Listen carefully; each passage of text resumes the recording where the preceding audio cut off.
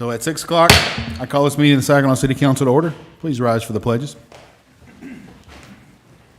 I pledge allegiance To the flag of the United States of America and to the republic for which it stands, one nation, under God, indivisible, with liberty and justice for all. Honor the Texas flag. I pledge allegiance to thee, Texas, one state, under God, one and indivisible. Thank you. Please be seated. Item 1C is the invocation. Do we have Pastor Ronnie Mills here? I don't see anybody. Anybody? All right, so we have a unique opportunity. I will take a volunteer from the audience that wants to say the pledge. If anybody, or the pledge, the prayer, if anybody wants to, or staff or council. You don't want me to do it. Nikki, please. Yes, sir. Let us pray. Dear Heavenly Father, thank you for allowing us to be here today and here in Saginaw, and let the council here use this time to do the city's work and ensure that everything we do is in your guidance. Amen. Thank you, sir. Item D is audience participation. If there's an item on the agenda, list agenda you wish to speak on, please, City Secretary, and fill out one of these forms. I already have several of them. You are happy to speak on any posted item. 2 is the consent agenda. 2A is action regarding minutes of June 18th. 2B is action regarding minutes of July 2nd. 2C, action regarding renovation of Police Department Communication Center. 2D, action regarding change order for roof repairs on Police Department. 2E, action regarding purchase of 4 police Tahoes. 2F, action regarding PEG channel service agreement with Spectrum. Any questions, comments on the consent agenda? I do have two, please. Yes, ma'am. On the 2C, Or do you want to pull 2C? yeah, and 2F, You want to pull 2C and 2F? for just a moment. Okay, I will entertain a motion on 2A, B, D, and E. Mayor, I'll make a motion that we approve 2A, B, D, and E as presented. Do you have a second? Paul, second. Please cast your votes.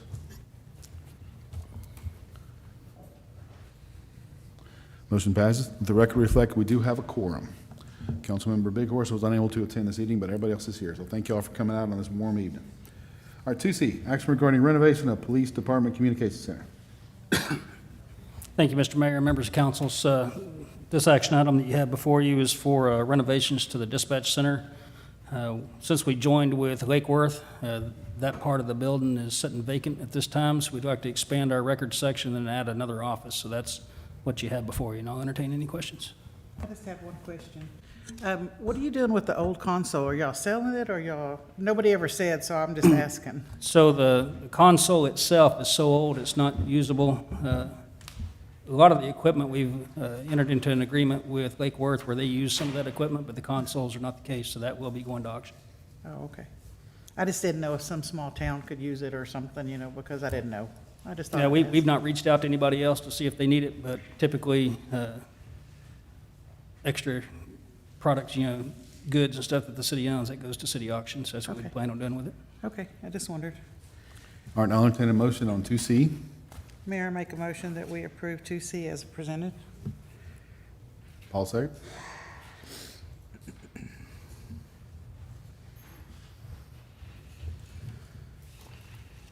Motion passes. 2F, action regarding PEG channel service agreement with Spectrum. Pedro. Good evening, Mayor and Council. So 2F, this is essentially the PEG channel contract with Spectrum Enterprise. It will initiate them to start the installation process to bring back the cable channel that Saginaw used to have.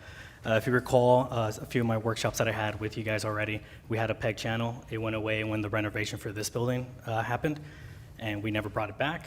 And with this contract, it will come back. And the process will be long because the installation, they need to get all the equipment, and there's a list of people who need to do it. And I will take any questions. I'm not new specific what questions that we're asking. I have a question. Yes. The one we had before, we didn't get charged for that, did we? So I am not sure. I was. That- That was before your time? I don't remember us paying for it. That's why I was kind of, So I'm not sure. I was kind of curious as to why it was going to cost so much.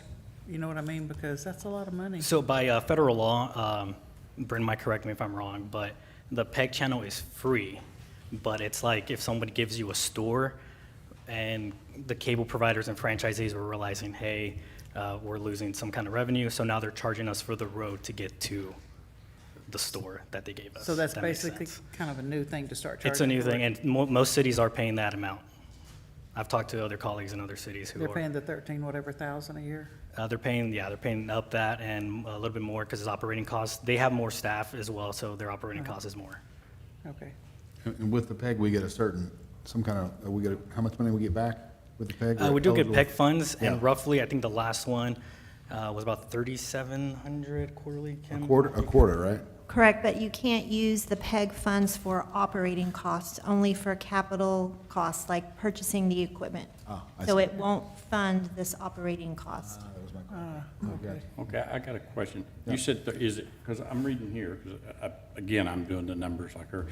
Here says 39,000 per quarter, and you just said 30-some hundred per Oh, quarter. I That's a must huge have. difference. Must have done a typo on that one, I apologize. Oh, so I it's should double- 37. 3,700. 3,700, Okay, it's sorry. a lot different then. That's even worse. If it wasn't, we definitely would have been convincing that. I apologize for that. I should double check on mine. Okay, yeah, I just, Okay. Well, the reason I ask is because we can't get people to watch our meetings on live, on YouTube and everything, so I'm wondering how many people are actually gonna watch this PEG channel. That's my concern. Is there a way that you can count it? I know there's a way in the box system that we're going to be using, the subscription service, that can track how many people are watching it. So yeah, you definitely will be getting some. So if it's something that we find that's not going to be beneficial to the city, we could cancel it or whatever? It's true, but I would add that the contract that we're signing today is for 36 months. So It's maybe for how after long? 36 months. Okay, 6 So months. after 36 months, we could see like, hey, we're not seeing it. Oh, okay. I'll include it in my monthly budget. Okay. Not my monthly budget, my monthly reports. Okay. I just want to make sure that it's something that the citizens are going to use, and we don't need to pay for it if they're not going to use it. Correct. Okay, thank you. So all sorry. contracts are still subject to annual appropriation with each new budget. So notwithstanding the language of the contract, you could still elect to not fund the contract, which would mean it would be terminated by virtue of the non-appropriation. Okay, so, Nick had some. $13,000 a year. I lean, for $13,000 a year, and that's a reoccurring cost, that's not a one-time cost, so it's even harder for me to eat. And especially as we're moving into this year, looking for money for other, what I consider more important things. I would really need to know exactly how we plan on using these channels, what kind of programs, because I do know that you guys are now putting this right now streaming over YouTube, and everybody that I've talked to really likes it that way, right? That it's very easy for them to say that you got a lot of accolades when you did that. So for $13,000 a year reoccurring cost, I kind of really need to know, what am I going to get out of it? What's my ROI? What's the citizens' biggest? Yeah, if you benefit? recall one of my workshops, that was up Yeah. here. I know we have many workshops since then. Yeah. One of them was not just YouTube, but it's gonna be on Roku as well, and Fire Sticks. It's gonna be online as well on our website. It's gonna be much more accessible because sometimes we did, your email, you talked about Facebook and YouTube. We don't control those platforms. So anytime YouTube could say, we're gonna take everything off, we're changing directions to something else. Now we lose that access to YouTube, but with this, we have our own server, we control everything from here, from City Hall. It's actually in that closet right there. So essentially that, but also all meetings are gonna be broadcast, not just live, but recorded. Meetings will be on there throughout. I do know we're gonna have an actual channel policy, which I'm gonna bring to you guys in the future, which outline everything that's gonna be content-wise.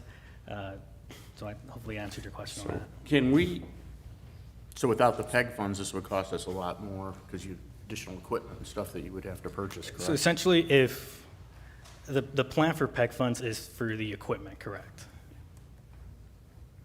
it wouldn't cost any more to put this on YouTube than what it is now. I mean, we do it the same way. It would cost around, yeah, YouTube there's don't a charge cost. you for that. I believe in my email, I did say about 5,000. It's gonna be about half of what the 13 is. Yeah. So I'm leaning towards asking this to be tabled and asking you to give us a syllabus on exactly what kind of programs throughout the week or the month that would be on there, a better example. Yeah, I could definitely work on that, but I would say If we do hold off on this, it's going to take us even farther along into installation. I just want to put that out there because we do know the meetings are going to be on here. I know we're going to be working with the library to get some content with them as well. And once we get the new library, we're going to have the multi-function center as well. Oh, but that's And- gonna be a Again, while back, this is while down. the citizens' money, this is $13,000 a year. And the problem is, you're saying the library, some stuff, you're not giving me anything. I need more detail than that, I really do. We got about 5 minutes, so I could definitely Okay. tell you. So History Buffs is every Thursday. We plan on either streaming that every Thursday. It's from Okay. Ronnie, 7 o'clock? Ronnie, 7 o'clock, History Buffs? 6:30. So we're planning either streaming that live or recording it and streaming it the next day. Any town hall meeting that happens, any meeting that occurs at the rec center that's recorded, we're going to be streaming that as well. Any candidate forum that happens will be recorded, streamed on the service as well. Texas Wildlife and Parks Department has a program that's going to be streaming on the service as well.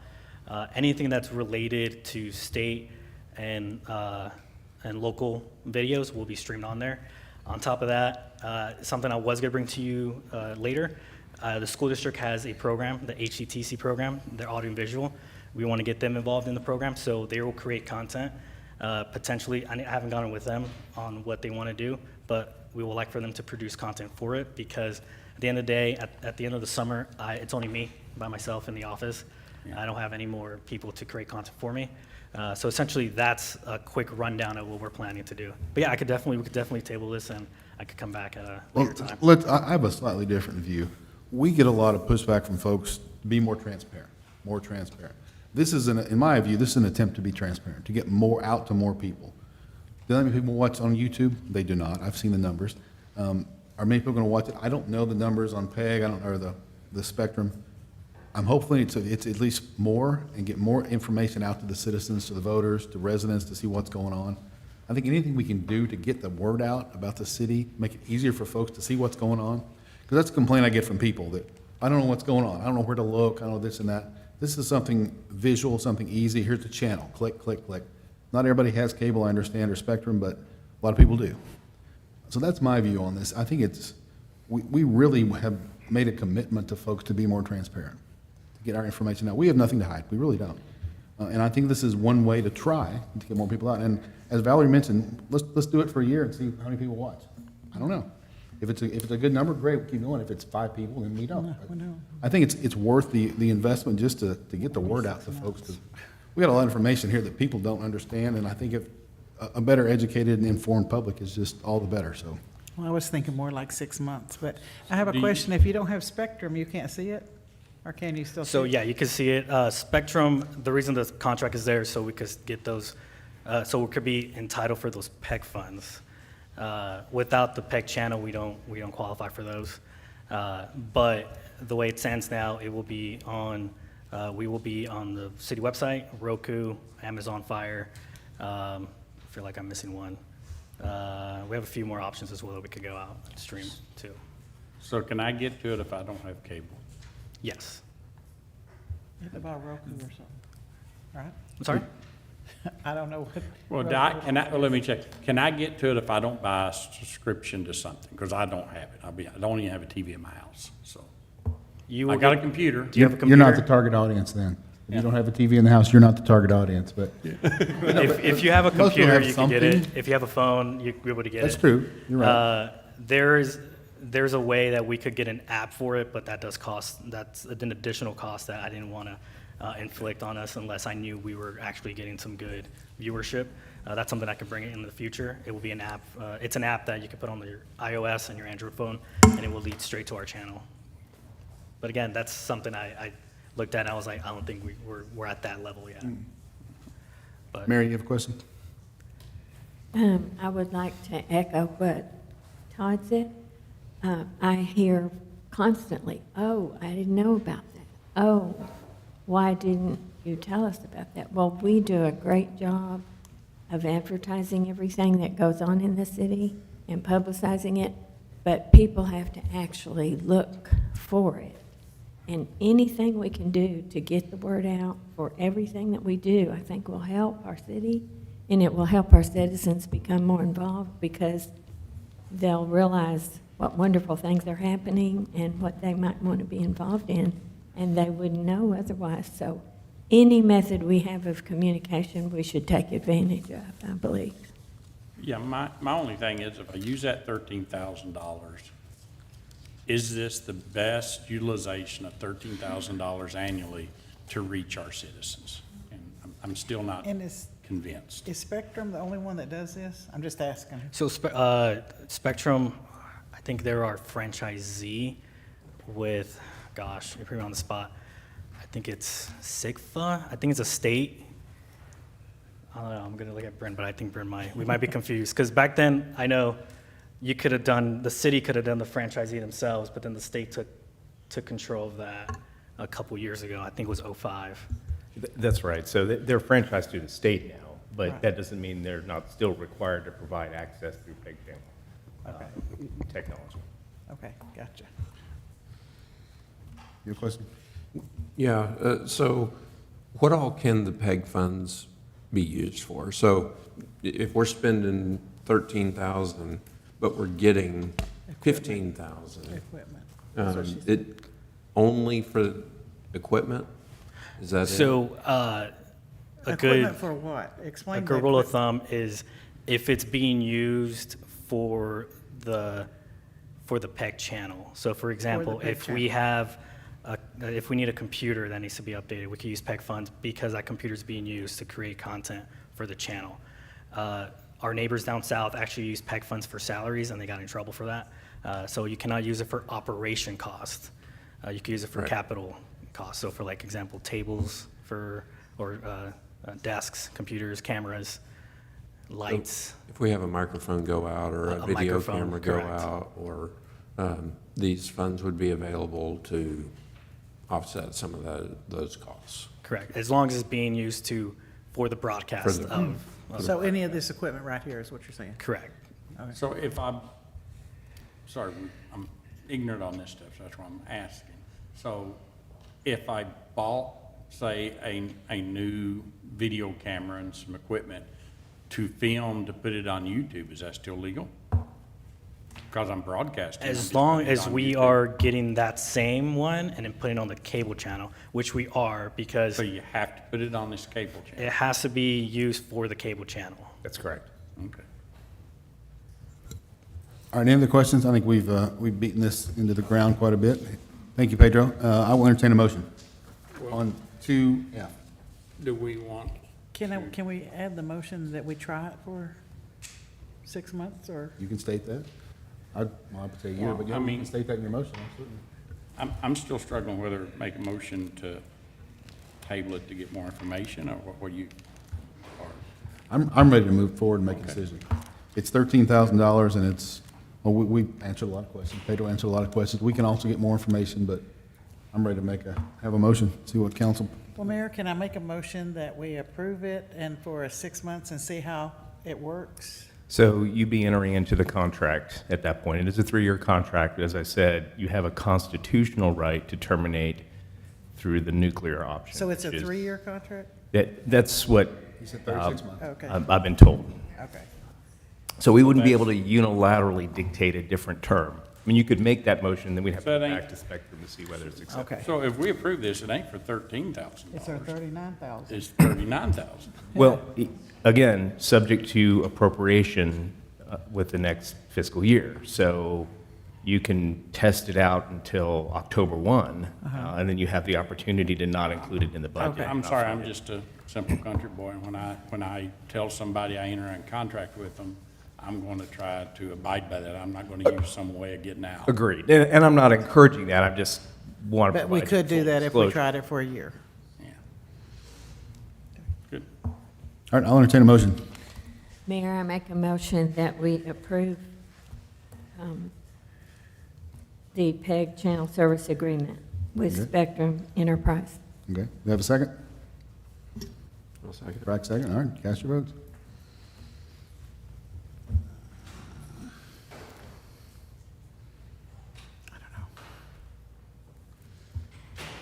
All right, motion passes 4-2.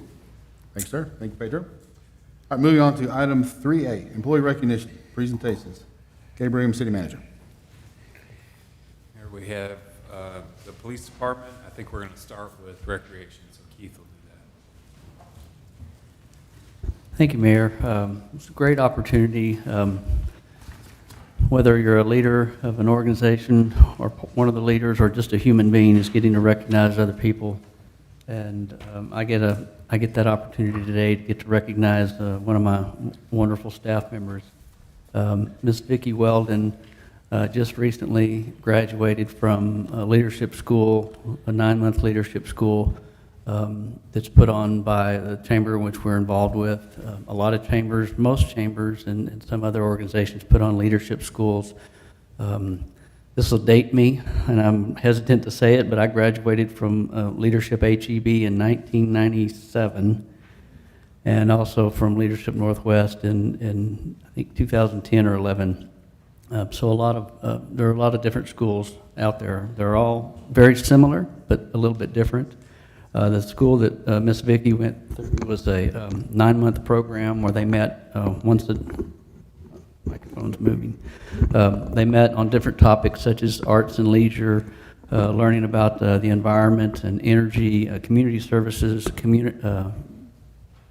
criminal justice, the education system, government and leadership, the healthcare system, economic development. I got to be a part of with our other 4 partner cities to talk about Saginaw and what we're doing in Saginaw, as well as transportation. And it gives me great pleasure to recognize Miss Vicki Weldon for her graduation from that school.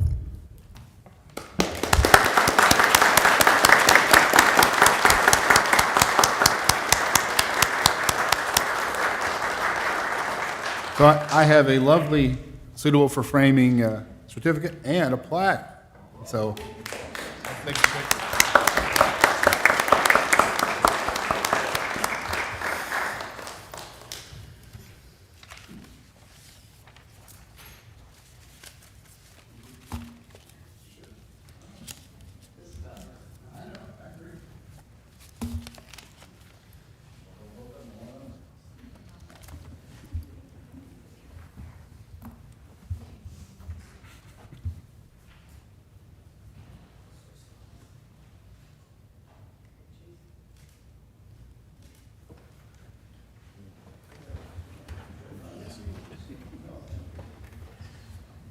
Congratulations, Vicki.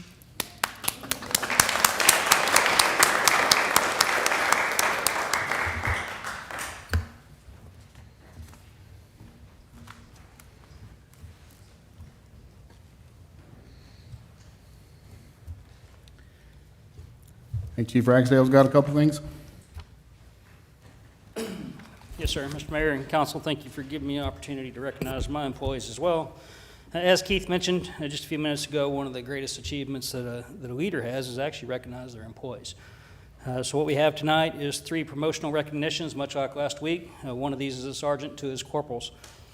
So as I mentioned at our last meeting, the promotional process is challenging. It consists of several tasks, including a written test on both policy and law, an oral interview, and a presentation on an assigned topic. These individuals excelled at their promotional process, and their desire to take on leadership roles and additional responsibilities to improve the quality of policing here in Saginaw is commendable. So the first recognition is for the rank of sergeant. The patrol sergeant is our first line supervisor in the field, have a high degree of influence over patrol officers and supervise officers engaged in law enforcement activities, including providing services for the protection of life and property for the general public. The patrol sergeant ensures that adequate staffing is present on shift, ensures that policies and laws are adhered to, and serves as the face of the organization on a daily basis. And many times they are the ranking supervisor on the field at any given time. So with that, I'm proud to introduce David Gonzalez. David, you can come to the front.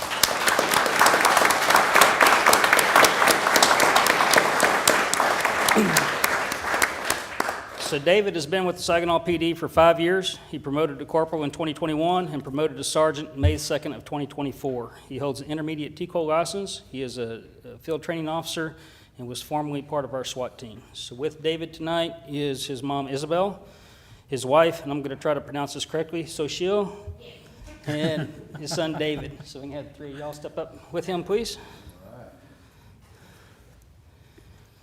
The next two recognitions that we have are for the rank of corporal. So the corporal during routine daily activities is a district officer taking calls and conducting investigations. However, in the absence of the sergeant, the corporal fulfills the duties of sergeant. The corporal is assigned a random task by the sergeant to assist them in learning the full duties of the position, and when necessary, step into that role without hesitation. First, I'd like to recognize Officer Clayton Kaditz. If you can come to the front.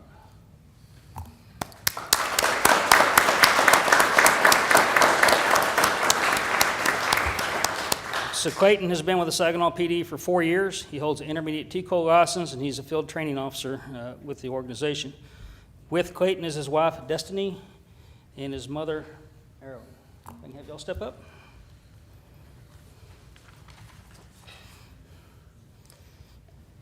And last but not least, Officer Jacob Rodriguez. I can have you come to the front, sir.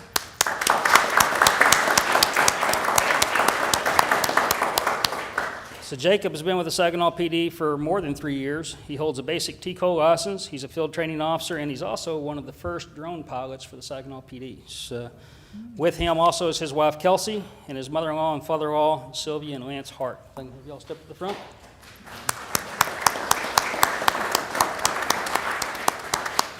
So just a real quick comment about families. As they've stepped up, having the support of one's family is immeasurable. Our profession is extremely stressful every day, and a lot of days it's beyond dangerous. So it's the support of family and friends that allow our officers to overcome these struggles, and it's detrimental to officer wellness and their future success. So to the families, I say thank you for being here to support your loved ones. If I can get Isabel, Destiny, and Kelsey, if you'd like to pin the badges at this time. Now, as I gave simple instruction at the first, if you'll put it at a 90-degree angle, slap it hard, you might puncture a lung with slight wheezing, but that'll be okay.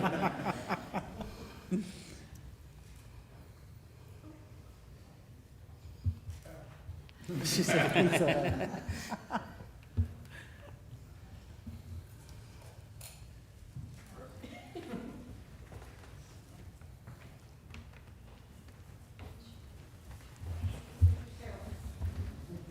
Some of these uniforms are pretty hard to get that needle to go through.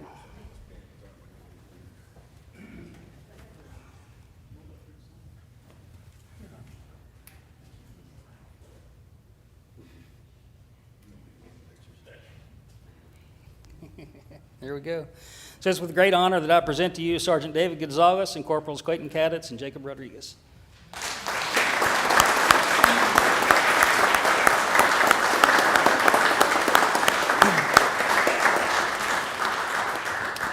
So we're going to do some quick photographs real quick. So if I can get you and your families paired together and all squished together pretty close.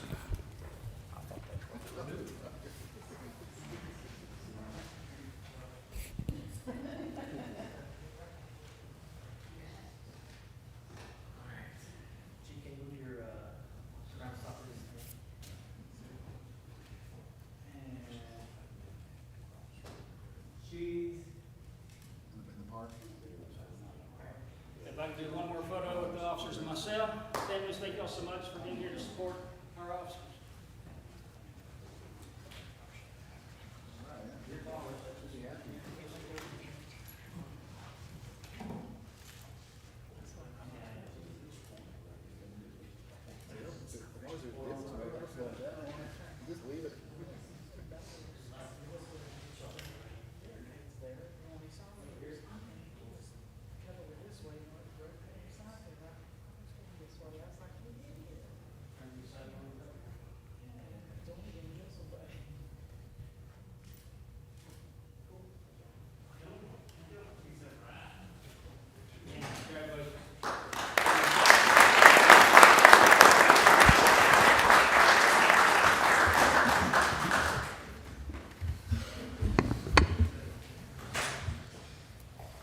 Congratulations, everybody. We're very proud of our employees and also proud when they do well. So Yes. it's awesome. I'm glad we're doing this at council now.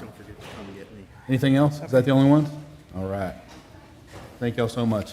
I appreciate the families coming in too.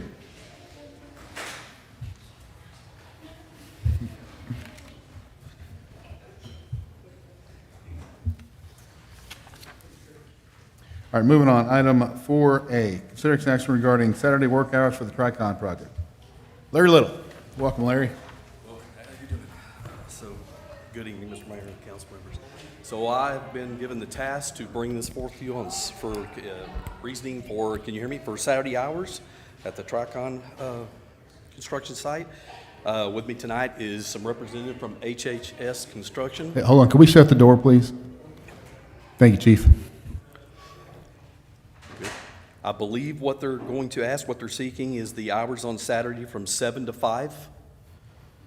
And I know they would love the opportunity to discuss any concerns you may have. I would like to add before we start that these are not the contractors that did the development site itself, nor are they the contractors that are involved with the fence. These are the residential construction gentlemen, and that's what we need to keep this focused on is the hours for Saturday.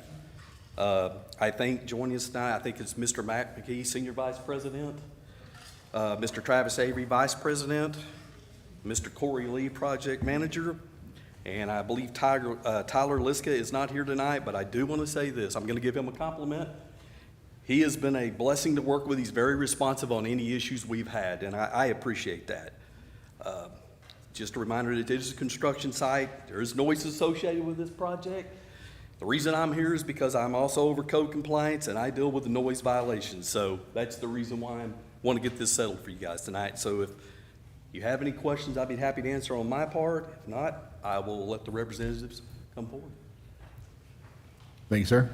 We may call you back, Larry, but let's hear from them first. Thank you. Thank you for letting us sit in tonight. I'm Travis Avery. I'm over the operations for HHS Residential, which is a general contractor for Tricon, which is building 166 homes plus a clubhouse and an amenity center just down the street. And I know you're all very familiar with it. It's been a project that's been going on some time with development and those type of things. If you've been out there lately, we've got a lot of progress. There's sticks in the air. Things are moving forward. Got a lot of good momentum out there. We got a full-time project manager and staff out there. And things are looking in really good shape. But still with 166 homes, we're looking another 16 to 17 months of construction, as you can see.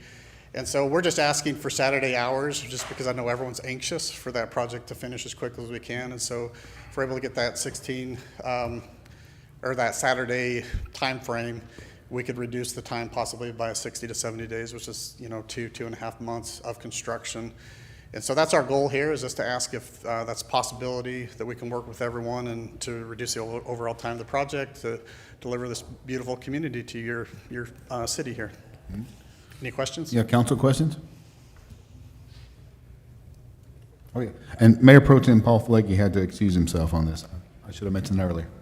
I got questions. Thank you, please. I'd like to wait and listen to the citizens and stuff. And Okay. ask them. Anybody have questions for these gentlemen? All right, thank you for your time. Thank you. All right, I have two comment cards from folks in the audience. One is from Deborah Smeister? Smeiser? Please, ma'am, come on up.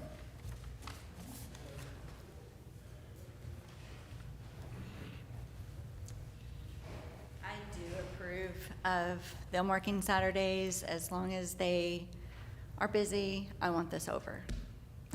Okay. No loud music early in the morning. I understand it's a construction zone. It's going to be a little bit noisy, but they've had loud music.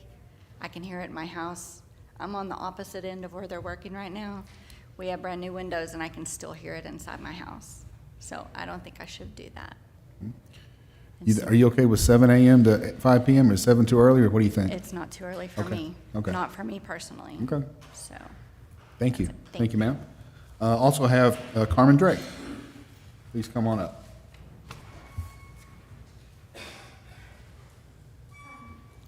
Howdy. I had a whole long list, but we're just here basically to talk about the Saturday work. So I'm going to brief, short, just oversight. We started 2022. That was over 2 years ago, 26 months, okay? Mm-hmm. And I understand, sorry for the contractor, but this project is majorly behind, and it's not due to the citizens' fault. It is due to the previous contractor that they really messed it up for Saturday work. where they started at 7 o'clock. We called numerous times. I've been woken up at 6 a.m. in the morning. I had to call Valerie because I'm kind of outraged. I'm like, it already took 2 years that we've been putting up with this. And now on Saturdays, if they're gonna wanna work, at least start at 10 a.m. Because some people, we have to get up early at 5 o'clock every day.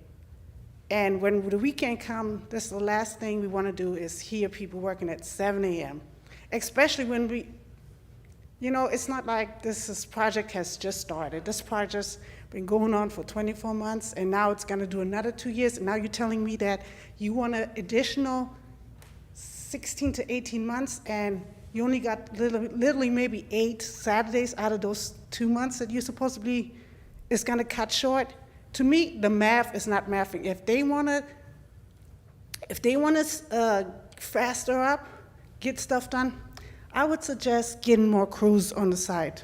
Because when you have a few crews working, I work in construction myself. So I understand the contractor is under a pressure line, but it shouldn't be at the city expense, nor should it be at the citizen expense, because who's gonna pay for the overtime that the inspector has to be out there? The citizens. Who gonna suffer? The citizens. And I'm tired, I'm literally over it, because it's been too, I'm just gonna let it go, because I'm getting a little angry, because I understand what they're trying to do, but I understand also when you do construction, you're a good neighbor and you be considerate of that. If you wanna work Saturday, do it at least from 9 to 5. Give people a break. That's all I got to say. So Thank you, I ma'am. don't approve of it. Thank you, ma'am. Appreciate that. Those are the only 2 citizen comments I have, unless anybody else would like to speak. Mr. Mayor? Yes, sir. Just to clarify, there's no cost impact to the city for them to do work on Saturdays. We don't have staff there on site. right. Inspections are called in during the normal work hours. Thank you, Chief. I appreciate that. Okay. So, Do I have council question? Go ahead, Nick. so I'll go to. So here's a concern I have. I know you guys, I don't know you all from Adam, but I do know everybody that's came before you. And so all I can judge by is the history, okay? So with that being said, when the owners of this property, they said that they wanted to be good neighbors and good communities to the citizens. And I've got an email here I got at 4:21 from one of my fellow citizens about an absolute mess with some guy out there driving around on a skidder that don't know how to drive it, make an absolute mess. And that's today. And we've been getting this on the council, I know I have, continuously since it started. I've heard when they first started, driving rock trucks, flagrantly breaking the law through the neighborhoods. I've heard they had so much trash piled up that we ended up having to do a work stoppage. I know that's one, I remember seeing that. They didn't have the right equipment out there and they ran into rock. Well, go figure, in Saginaw, anybody that digs a hole an inch deep is gonna run into rock. Instead of them going and buying a chisel hammer, they were out there with the front end loader beating the ground. And the neighbors, it drive neighbors nuts. They were out there just a few weeks ago with this machine that cleans the road, spinning dirt all over the place, and it was going right into people's backyard. So unfortunately, that's what you guys are coming up past, is the company that owns this, every person that they've hired, every subcontractor they've hired before this, has done this to the citizens of Saginaw. So that's a really hard pill for me to swallow now. The second thing is, this is Saturday. People work hard. You guys work hard. I don't work that hard, but most people do.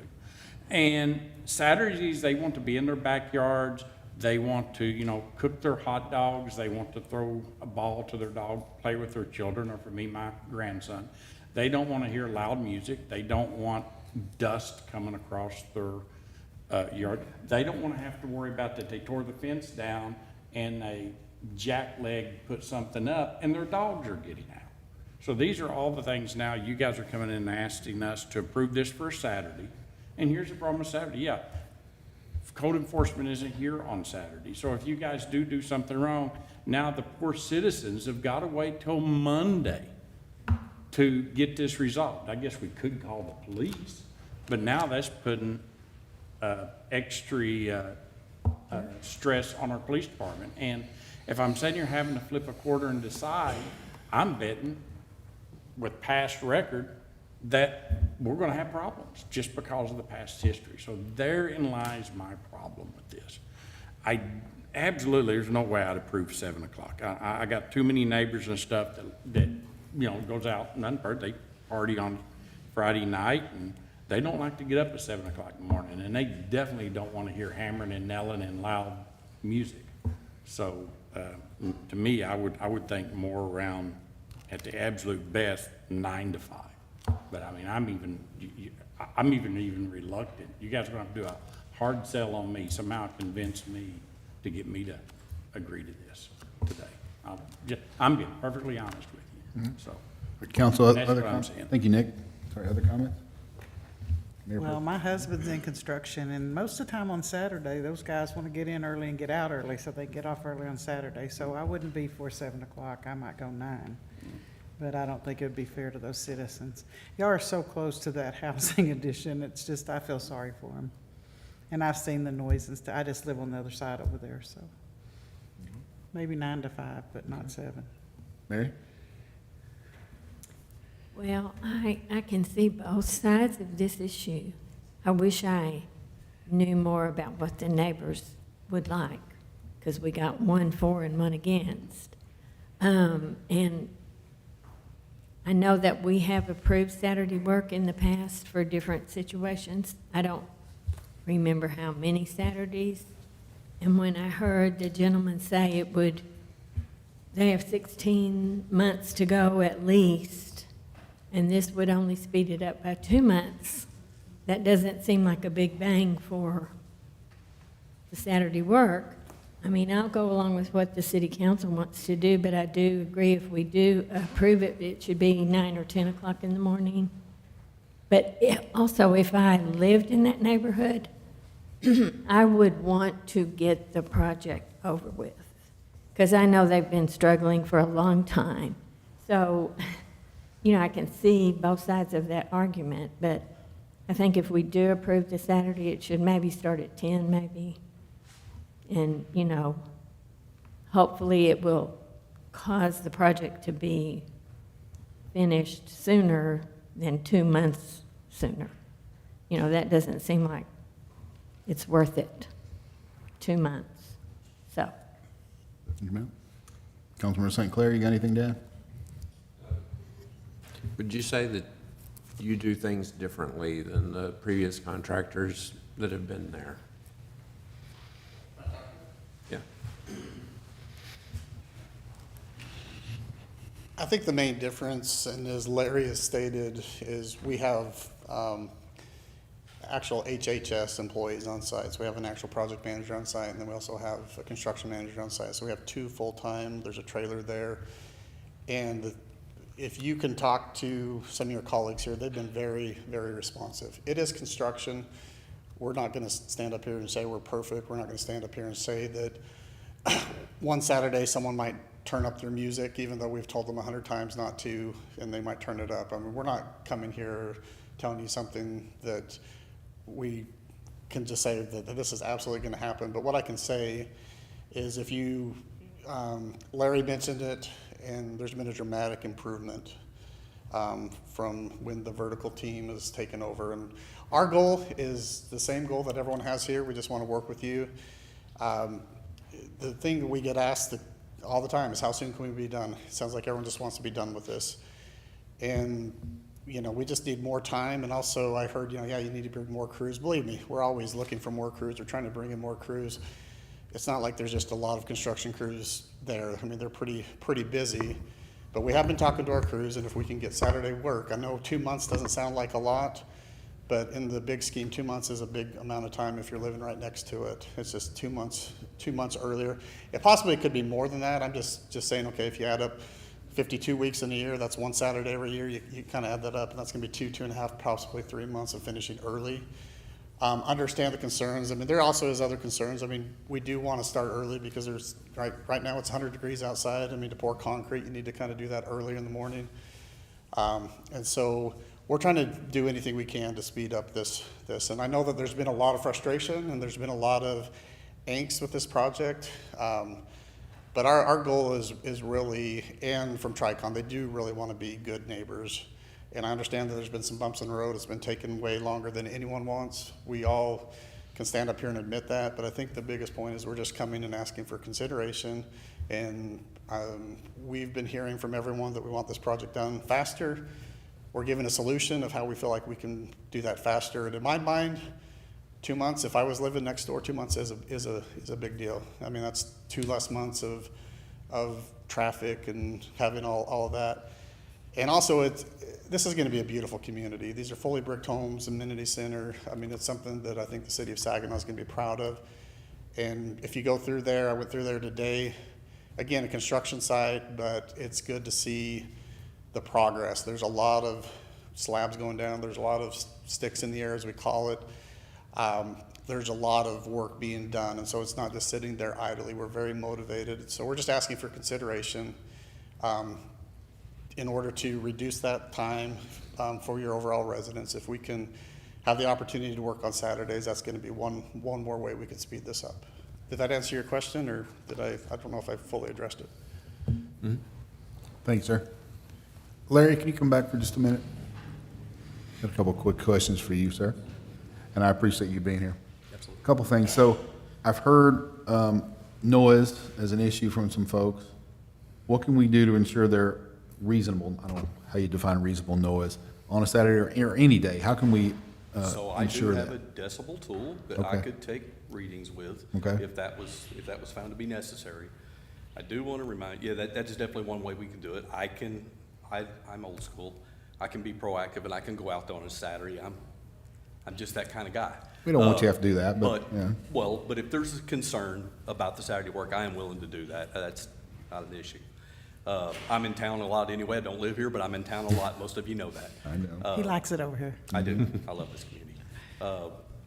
Other than that, no, just, and again, I personally haven't received complaints from the citizens, but I take it seriously because I'm the one that's got to deal with it. So no, when you complain, it's going to be me. I've got to deal with it. I don't want to deal with it, but I think this group right here, I can tell you, I have a lot of faith in them. I've seen some things come up right now that obstacles we've overcome pretty quickly. I have a lot of faith in them, and I do understand. Remember, my time before this was 20 years of construction on my own. I know what it's like to try to start at 9 o'clock on a Saturday. You're in the heat of day, and but that's my opinion. That is totally up to y'all, but I think we need to give them some guidelines. That's what they're asking for. Whatever y'all's decision, I'm supportive. I got another question for you. So complaints I've gotten is about fencing. How can we, I know this is not direct fencing, how can we deal with the fencing issue offline? Because that's been a couple complaints I've gotten from folks. So it is a different contractor. I did receive an email from Paul at one time. Okay. The next day I got on, it was over the weekend, got on Monday, found out what the problem was. Okay. That contractor that's doing the fencing, there's some issues there, but the biggest issues, there's a lot of underground utilities that run along that site right there, along that fence line. They thought some of them were dead. Most of them were alive still, so that caused problems because they were getting into them. That was solved pretty quickly. As a matter of fact, the day that Paul called me, he didn't realize, but they were they were already setting posts back up. Okay. I can get involved with that. I get really more involved with that if I need to, but again, that's not this group, and I just Sure. want No, I to understand. make sure you understand. No, I appreciate that. I just want to make sure you were aware of that. And Absolutely. I appreciate I'm you. fully aware of I it. figured you were on top of that. I understand. So, I have a question. If they said something about radios being played loud, can't you tell your guys, no, I know my husband does, tell them no radios. Can you not tell them that? Because if that's what's bothering them, that's an easy fix. Okay. So, go ahead. So what avenues, if we were to approve tonight and whatever we say, and we get down a month down the road and it's like they're really not listening to what we had to say, or we find out something that the situation is not as good as it was presented, what are our options? Sure, that's an excellent question. So you have a couple of options. You always have the traditional code enforcement route, which obviously doesn't affect the approval, right? Sure. So it's just municipal court enforcement. Or alternatively, you could approve this for a trial period and require that they reapply for an extension and then you can evaluate the level of complaints and the validity of the complaints at that time. Okay.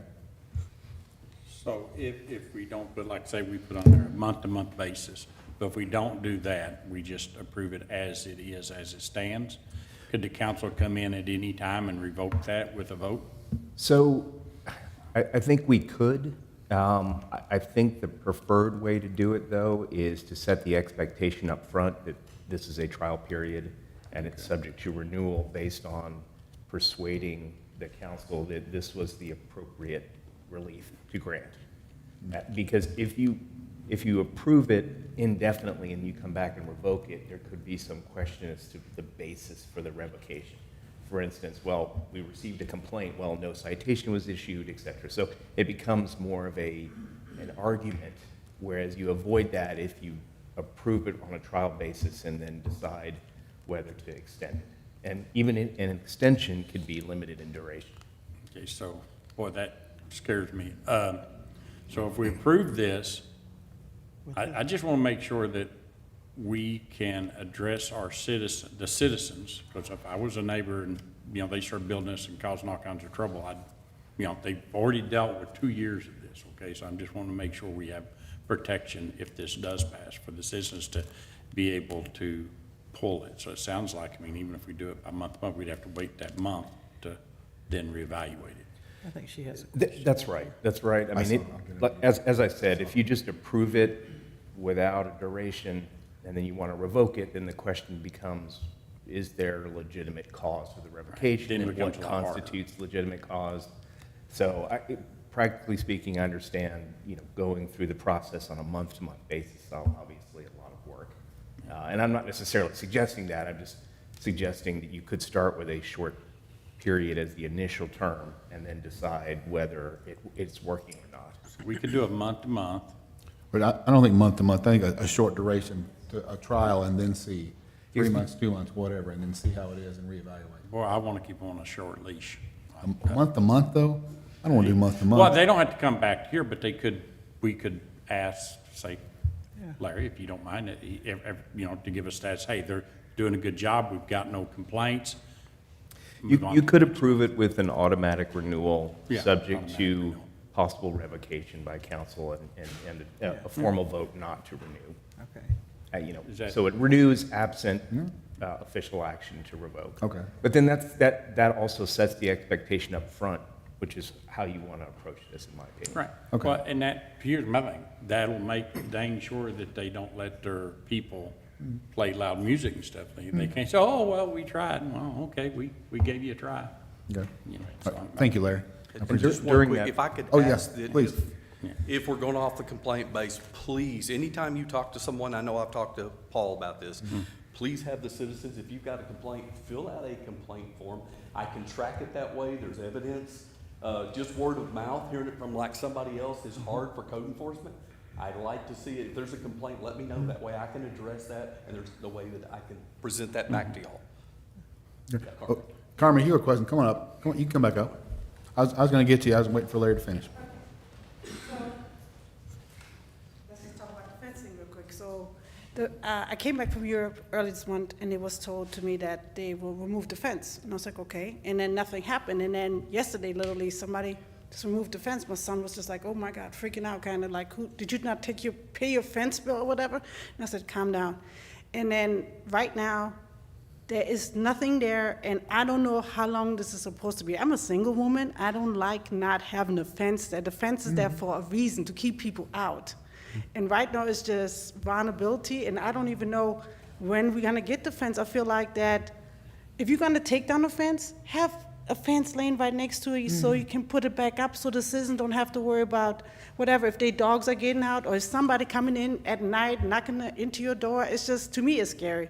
Then the thing about the contractor, I've noticed, because I went out there today again, and I've noticed that, I've even seen it on our Facebook page where, citizens who couldn't make it here have complained about this contractor hitting, whatever contractor. When they take down the fence, they were tearing up the sprinkler system, the the Wi-Fi, and this has happened several times. And like I say, if they really want to work on Saturdays, if that is so important, I don't know why we cannot agree on 9 o'clock. The world, I mean, I'm sorry, but I work for the city of Fort Worth. I work in construction. None of my contractors start before 9 o'clock because there is something as for you as a city represent the residents. Residents sleep in on Saturday morning. They want to enjoy Saturday morning. I mean, you hear that banging, and I literally, when I look at you, I look at houses being put up because I look at it right there and I hear everything. And the last thing I want to do is be woken up to it. I understand. That's all I got to say about that. Thank you, I understand. I have two questions. Larry, do you have a response about I'm sorry, I was starting, you have a response about the fence, her fence? So I don't know Okay. your address, but I need to get it, but. Okay, I will make Okay. contact with the Thank fence. you. I know Bill Hurst has been handling the fence part. I will handle the fence. Thank you. Yep. Thank you, Larry. All right. I have two questions. Go ahead, Valerie. Are your crews there every Monday through Friday at 7 o'clock, ready to go? Yes, several. Pardon me? Several of them. Several of them are? Okay. Problem starting late during this time of year, especially this time of year, is generally our concrete will not, we won't be able to pour concrete starting at 7 a.m. If we start at 9 a.m., generally our subcontractors will just maybe choose not to work. We won't get the benefit of this because at that point, the guys that they're paying aren't getting a full day's work. So they're not gonna mobilize on Saturday for a half a day. Okay. So the main Another reason question? for 7 o'clock, is it for the concrete? Mostly, but also, I mean, our framers, they also want to get started early. Well, you could pour concrete Monday through Friday and then frame the rest of the week, but, I mean, the rest of the time, but yeah, I got you. There's a lot of concrete to be poured out there. Simple math on this, I know we talked about 2 months, 3 months. Right, It's 52 extra working days a year. yeah. It's 20%. It's a lot. And then my other question was, how long is it gonna take y'all to get the fence put up? But Larry said he'd take care of Yeah, that, so. that's a Larry question, yeah, okay. Yeah, and my thought on this is, I do want this project to finish. I really want it to finish. That's why I would be in favor of Saturday, just to get it over with, because I've heard the complaints like we all have. I want to get this project done, I want to do it right. I don't have a good feel for starting at 7 a.m., that seems pretty early. I understand the concrete business, but I think like Valerie said, pour your concrete Monday through Friday and do whatever else on Saturday. I'd say figure out something to get something done, because I don't want you working at 7 a.m. on a Saturday. Maybe 8 or 9 is about as early as I'd go for. I don't know what y'all think, but 9 to 5 is still 8 hours. it is. it 7 is. to 5 is. And I understand we're in the heat right now, but we won't be in the heat forever. In a couple of months, we'll be out of the heat, so that's a different story. So yeah, so I'm in favor of this just to get the project moving on, because it has been going on a long time. I like Brent's suggestion about, and you'd have to word it for me, because you said the words better, and I would like to have that in the motion, so reframe that. Well, and also, could I ask, is that acceptable to the applicant? In other words, do they want to withdraw the application? I want to make sure that a 9 to 5 is actually meaningful in some way. Well, what is council's pleasure? Before we go that far, what does council think? There's 5 of us. What do y'all think? Well, I'm just willing to go along with what the council thinks, because there's pluses and minuses on every part of this, so I can see both sides, so. Right. Being in construction, I understand the working 7 to 5, you're not gonna get guys to show up for a half a day on a Saturday. They're just not gonna do it. I get that. But I don't like them working that early either, so. What do y'all think? I don't think they should start before 9 on Saturday, only because of the citizens. I don't think they deserve that. And so. Nick, what do you think, time-wise?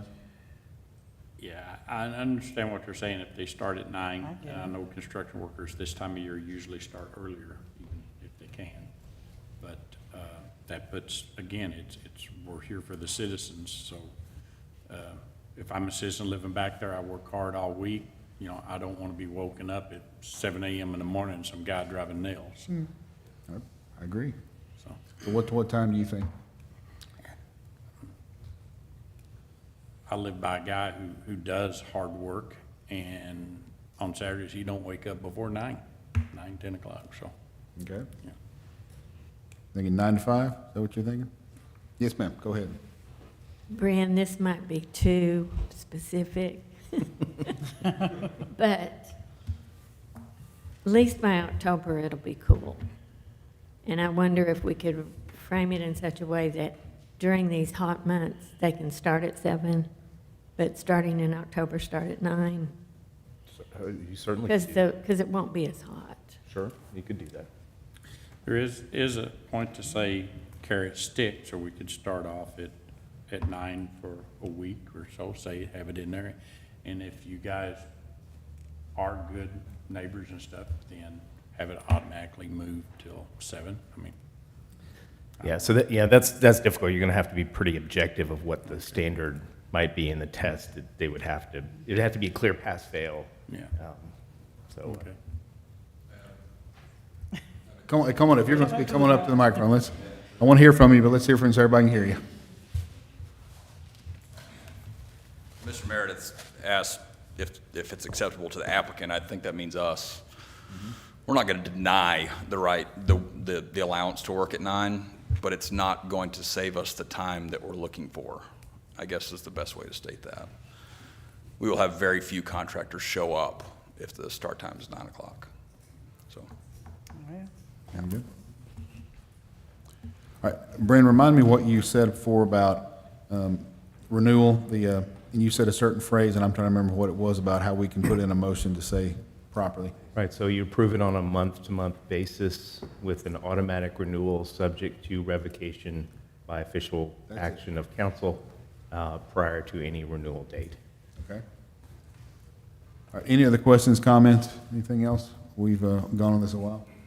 I will entertain a motion then. Anybody prepared to make a motion? Mayor, I make a motion that we approve the request on the basis of being able to revoke that if we have a sufficient number of complaints from the neighborhood, but it will automatically renew unless we revoke it. And we'll go months to months. And I wouldn't tie it to a certain number of complaints. We just want to have objective standards. So if council just determines that it's just not working, then you exercise the right to revoke prior to any monthly anniversary. But you're saying start at 7? Do you have a time? Yeah, I said 7. I understand the reason. Do I need to rephrase that? No, I understand the motion. All right, do I have a second for that motion?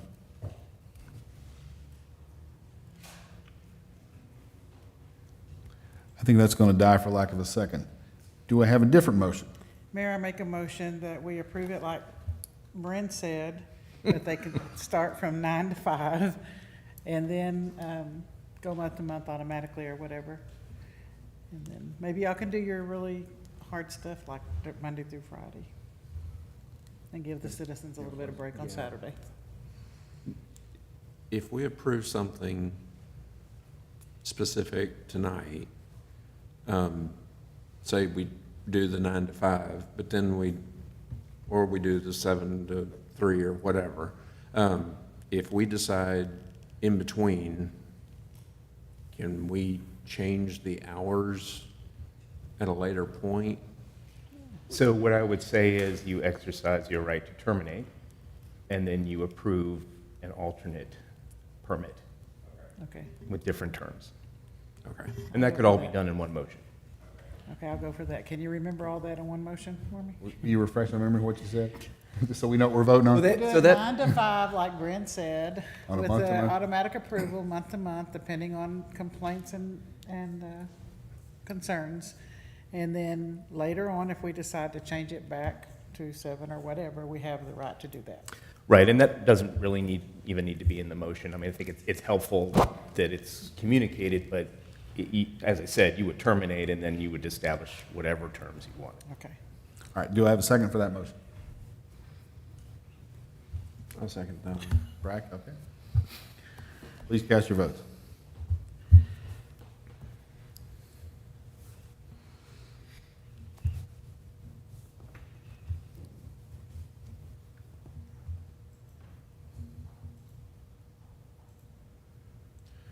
All right, so motion passes 1 to 3, 4 to 1. So the 9 to 5. 9 to 5, I and know. it's up to our discretion. Right. Good luck. All right. We all want to get this over, though. All right, thank y'all.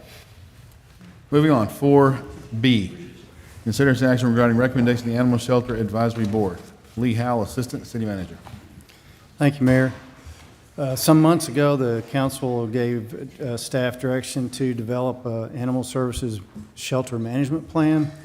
And we're coming back to you tonight after some extensive meetings with our shelter, Animal Services Shelter Advisory Committee. And staff have developed and will present a codified some amendments to our Chapter 6 concerning how we handle animals. And within that is several aspects of a management plan on how operations will be handled. One of those primary operations that's different from what we, or what would be new in implementation, is a trap, neuter, vaccinate, return program, or TNVR. And that pertains specifically to how we handle feral cats in the city and how they're processed through the animal shelter. So here today to help present the Animal Services Advisory Committee recommendation is the Chairman, Joe Stout. And so Mr. Stout will give us a presentation on that TNVR program, and then we have some additional information, I think, to give you from staff and some other stats. Welcome, sir. Okay, thank you very much. Are we going to show the charts, or are we just kind of talk through this without the charts? To pull up. I know they were in the package. Let's give our AV guy just a second. Okay. While he's doing that, I'd just say thank you for listening to us. I know we have several members of the Animal Services staff here this evening. We've got at least one other member of the advisory committee, and I believe there's some members of the public here that have an interest in this topic also. I currently have 2 requests to speak, and they will speak as soon as you're done. Okay, thank you. Keith, do you have the PowerPoint? Do you have the PowerPoint on? Okay. Okay, well, I hope that you all received the PowerPoint and had a chance to look at it. The way it worked, what we got is, it had this, it was all in a PowerPoint, and then when you got about so many slides down through the end of this, the PowerPoint slide just auto-started. I don't know if that's... Oh, yeah, I think that's correct, because I looked at it. I looked at the package. Hang on just a second, Joe, and I'll get this to Keith so he can put it up. I've provided paper copies to everybody there on the dais for the council to follow along with. Come on.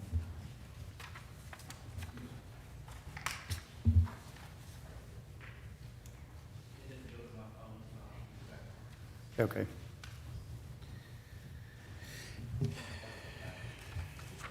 Okay, well, should we go ahead and get started? If you go down... If you got the information that you can, and we can wait on it. It's there. Oh, I think Keith just walked off and he was driving. Yeah, because that's why I actually read through this, and that's what I was saying. It was, the way they sent it to us was like that. Yeah, it is in there. I know that's there.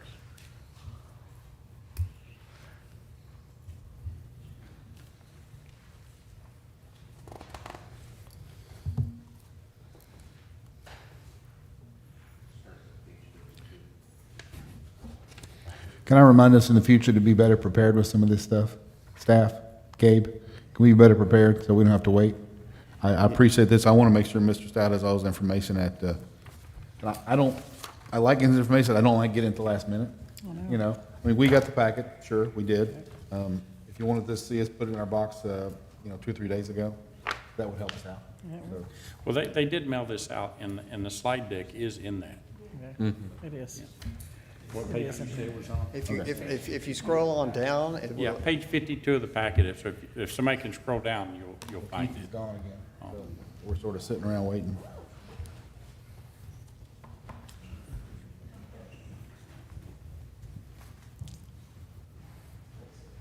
Well, can we do the next one and come back? I just hope it won't take that long, but I hope it won't take very long. Well, that's not gonna take long, what you have to do there. No, it won't, but let's hope we get this one going. So I know everybody's sort of waiting for this one. I got you. Here we go. Now we're going down through 52. Page 52, please. Well, okay. There's only 13. Yeah, he doesn't have it on here, so. Oh, okay. Well, there you go. Go to the website, you go to the packet. Well, I can actually, I think I can talk through Okay. it. I Why mean, don't you I've start got- I've start got the talking through it, and slides. we'll get the slides Okay. up as soon as we can. Okay, so thank you very much for allowing us to speak tonight, and I'm pleased to represent the Animal Services Advisory Committee, and I want you to know that the committee, talked about this for a long time, we had a lot of discussion, and we voted unanimously to make these recommendations. So first of all, what is a feral stray cat? Who are we talking about here? They're basically unowned, often untamed cats living outdoors. A feral cat is not socialized to humans. A lot of times you won't even see them. If they see a human, you don't have to worry about them attacking because they're going to run off. They're going to get away from you. A stray cat may have been a pet at some point that someone has dumped it. They moved away from apartments in particular. There's a lot of stray cats around there. And so after time, they take on some of the feral tendencies and they go back and they go and live with the feral cats. But, they may be adoptable still if they have had that in the background. The issue with these cats is that they multiply quickly if they're not spayed and neutered. There are compassionate people throughout the community that will feed these cats, and I know there's an ordinance and all that, you can't stop it. And so what you have to do is spay and neuter the cats. And just a point is that a female cat can become pregnant at 4 months old and can have 2 to 3 litters a year, so they multiply really quick. Trap, neuter, vaccinate, return. I think hopefully you're all familiar with what that is, but the cats are humanely trapped with a humane trap. They're taken to a low-cost clinic. Oh, here we go. Okay, one more slide and you'll be caught up with me.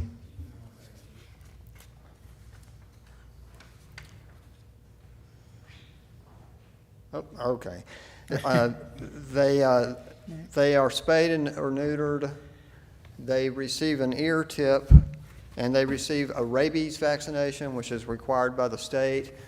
Some organizations, the one that I'm associated with in particular, we also do a feline distemper vaccine that protects them from a lot of eye and upper respiratory diseases. We think if we're going to put them back out, we might as well give them a fighting chance, to be healthy. After the surgery, they're recuperated. Males are recuperated usually for 24 hours, and then they can be returned to where they came from. Females, 48 hours, unless there's a complication, then you might have to keep them a little bit longer. They are returned. Remember, it's trap, neuter, vaccinate, return, not release.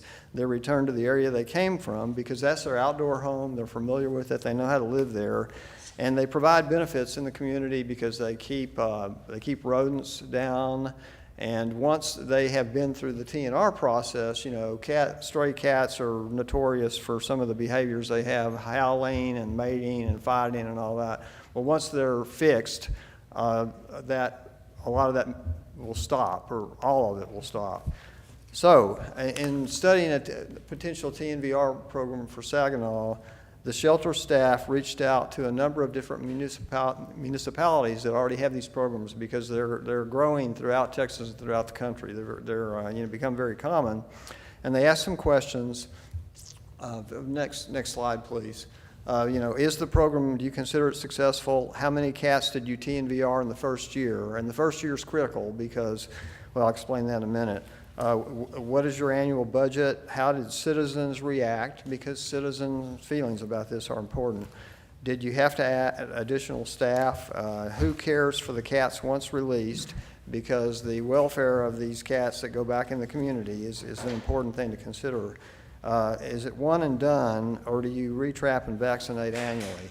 And what this means, an owned pet cat, I'm not sure what the ordinance is here, but most cities, they're supposed to receive a rabies vaccination once a year.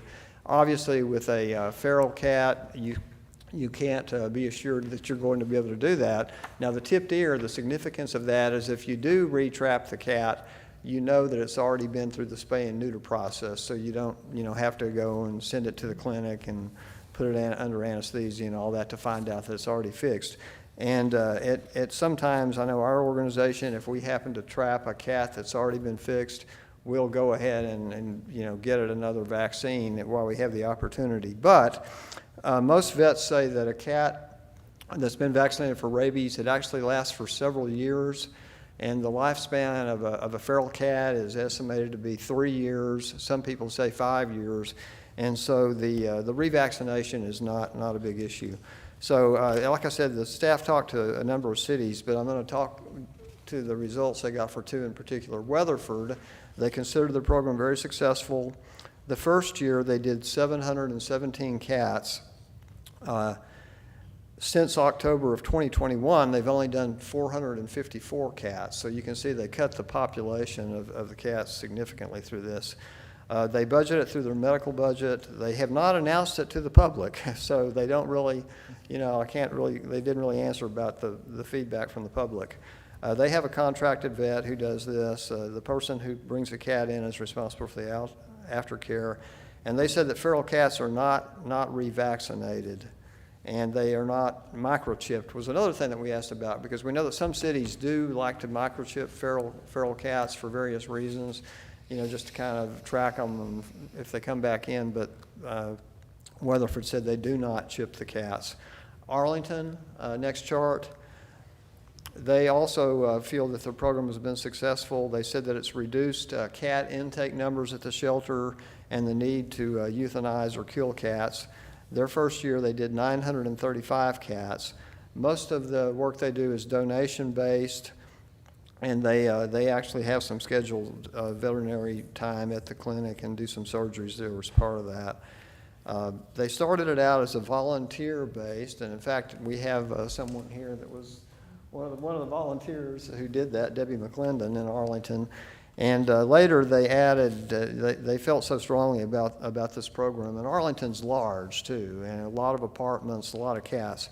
So they added a full-time position, and then they have contracted vets that come to their facility. And if Saginaw can ever do that, I know that's not possible right now, but they really feel strongly about that. They also don't revaccinate and they don't microchip. So the next chart, this is some statistics from the city of Saginaw, which began experimentally doing trap, neuter, vaccinate, return a few years ago. And so the first line of the chart that you're looking at, fiscal year 2021 to 2022, that is all Saginaw. And as you can see, they just did that for a little while there, got started. They trapped 9 cats, did TNVR on 1, and 1 cat was taken and released to a rescue rather than being returned. The second year is Saginaw numbers and Blue Mound. You can see it's quite a bit higher. 48 were trapped, 38 were TNVR'd, 6 went to a rescue, 3 were adopted, and one cat became very ill and died. But as you can see, most of these cats were returned to where they came from, and I think that's been pretty successful. Now, that, like I said, that was Saginaw and Blue Mound. Then after that, the shelter got the message from the city council that they wanted to put a hold on doing that kind of activity.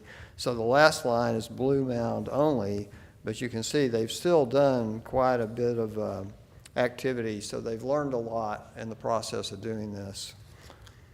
I want to mention something. Our organization participates in we have volunteers who do trap, neuter, vaccinate, return projects in a lot of places. And if Saginaw adopts this, I'm sure that you will have community volunteers come forward too, probably have some that attend the meeting tonight, I don't know. But one particular neighborhood we did was a mobile home park. And the city of North Richland Hills actually called our organization and said, would you go help, because they've got a huge cat problem. And so this was, I believe, about approximately 200 housing units in this mobile home park. So we went there and started trapping the cats, and then the shelter has a vet that comes once a week, so they actually, helped with some of the surgeries. Then the cats were returned. But the first year, our volunteers got there, and it was horrible. They saw kittens everywhere and cats everywhere. Well, now, this is 2 years later, no kittens, not seeing any kittens. The number of cats is smaller, it's dwindling, and every cat that you see there has a tipped ear. So this program really does work. Now, that's in an isolated mobile home area, so there's neighborhoods behind it. So now they have started trapping in the outside neighborhoods to really, really have an effect there. But it's really shown that it works. Councilman. Can we go back? Oh, go back to that page. I was looking at that. There we go. So if I read the data right here, we trapped 32 cats. I'm going by this past year. 21 of them was a TNVR, and so that means the rest of them then was either adopted or sent out to rescues. That means 2/3 of our cat, we were able to reduce our going through the complete system by 2/3. So it's my understanding it takes about 40-some days, if we're just going through the regular process from the time we catch a cat to it gets through the thing. If we go with TNVR, we can reduce that overall throughput down to maximum 5 days. So we're able to, 2/3 of our animals, we're not having to put forth the expense and the energy of keeping them up, cleaning the cages and things like that. And so then that means that decreases the effort, the work effort for the Exactly. the citizens, Exactly. right? So I'm thinking right. Yeah, you're right. And I'm just going to mention some of that when we get to cost. Okay. But you're getting ahead. That's perfect. I mean, you're getting it exactly right. So I went back this morning and ran some statistics on TNVR for 2022, 2023, and 23, 24. And the average length of stay for an adoptable cat in our shelter from 22, 23 was 35.32 days. Okay. The TNVR cat stayed in the shelter for 6.6 days. Okay. Okay, so there's a Drastic, drop yeah. in that. With this year, with rescues was 26 days. We try to reach out to like Bar Cat Rescue or other rescues depending on the sociability of cats. Bar Cat Rescue's not it's not an overnight deal. Right. They have to find a home for them. Sometimes it takes weeks, it could take months. That counts towards the stay of that animal at the shelter. And transfers to other shelters, so like Operation Kind and stuff like that. Those cats stayed in the shelter for 8 days.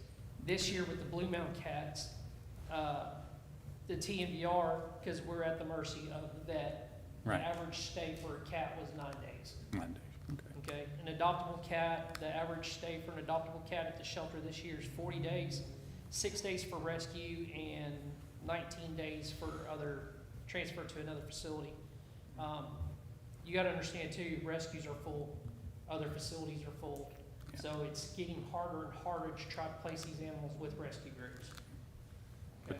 But to go from 40-some days even down to 9-point-some days, that's a huge, the way I'm looking at it, that's a huge that's a huge burden off you guys being able to get them through. Currently with the ordinance, we have a 72-hour hold. We were wanting to change that to 24 hours on stray cats or feral cats that come in trapped. Obviously, we will scan them for a microchip, so if there is a microchip in that animal, then obviously we go through the other route of contacting the owner and asking them to come pick them up.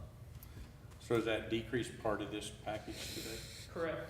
But we are still at the mercy of the vet, getting them in to get them fixed and all that stuff. Okay. Gotcha. Thanks, Jose. Okay, next chart, estimated, Texas Coalition for Animal Protection.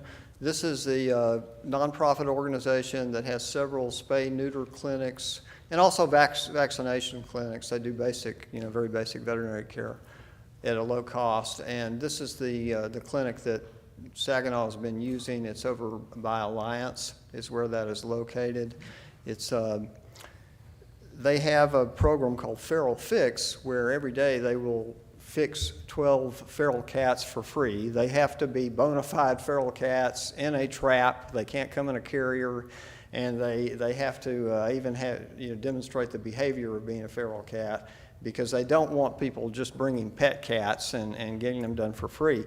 It's said to be free, but they charge $5 for the state-required rabies.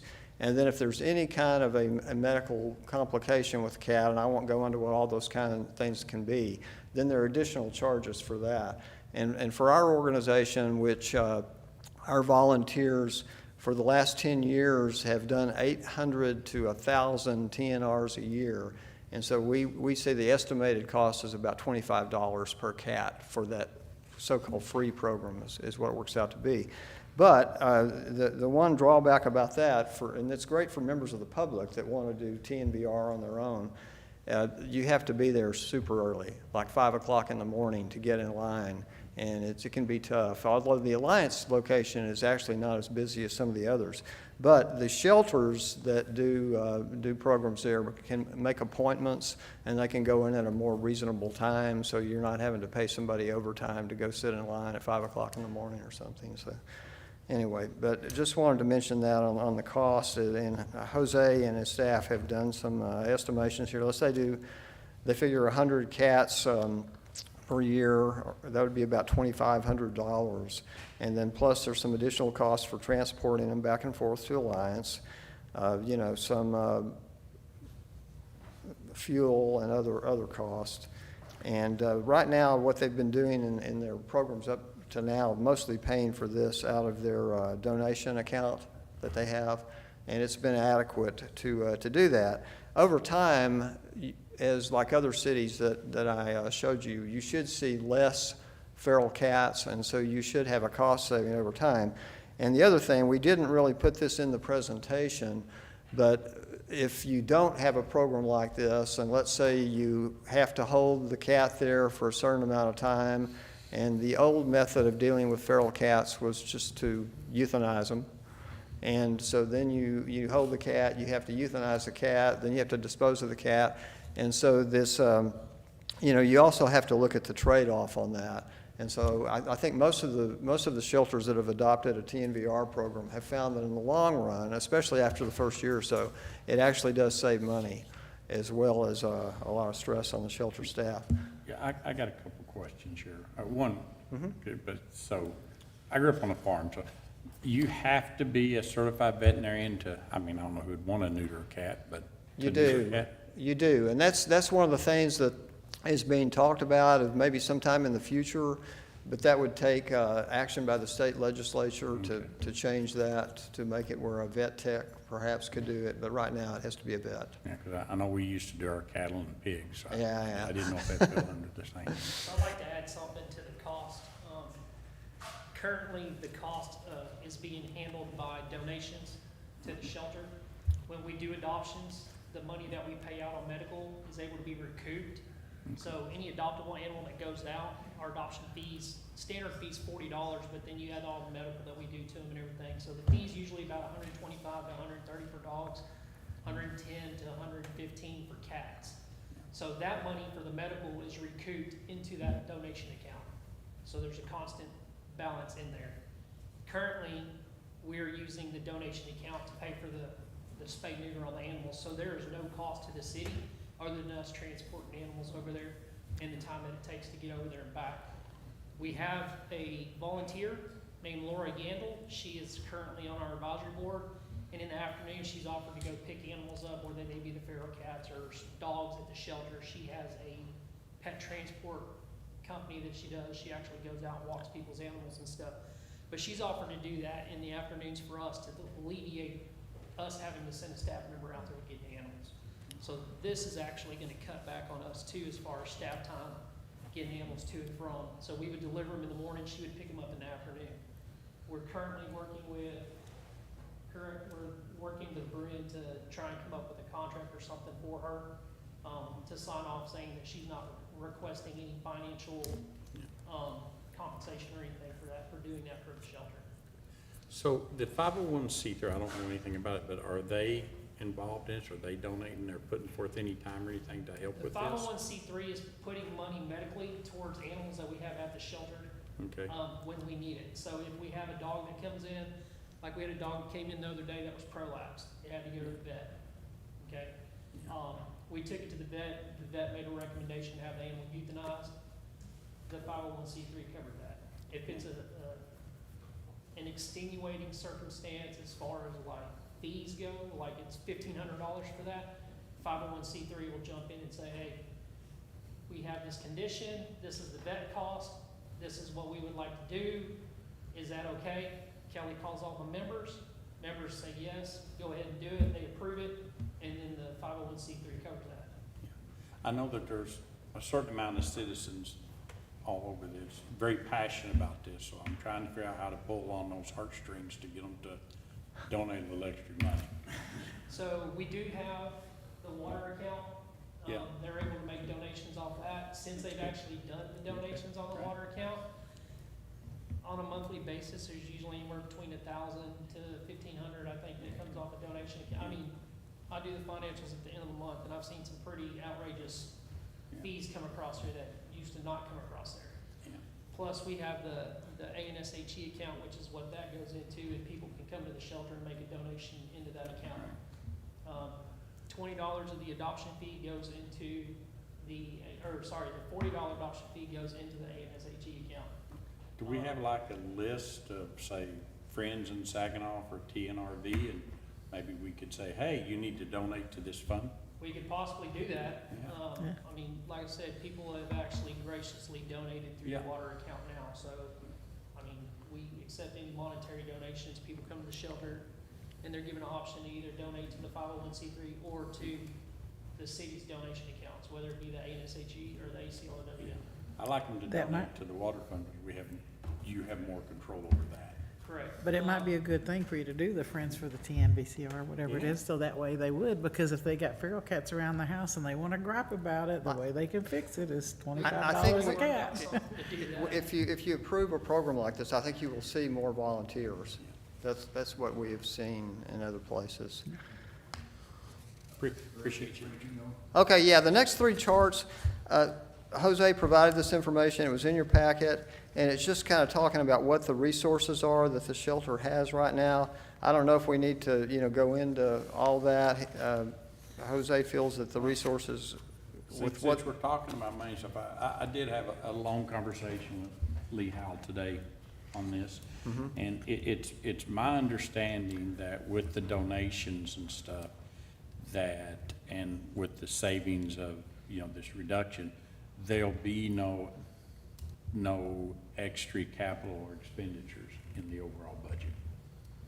Yeah, I think you'll see that continue on actually to a higher percentage as this program goes on. We'll pick up fewer cats because there will be fewer cats.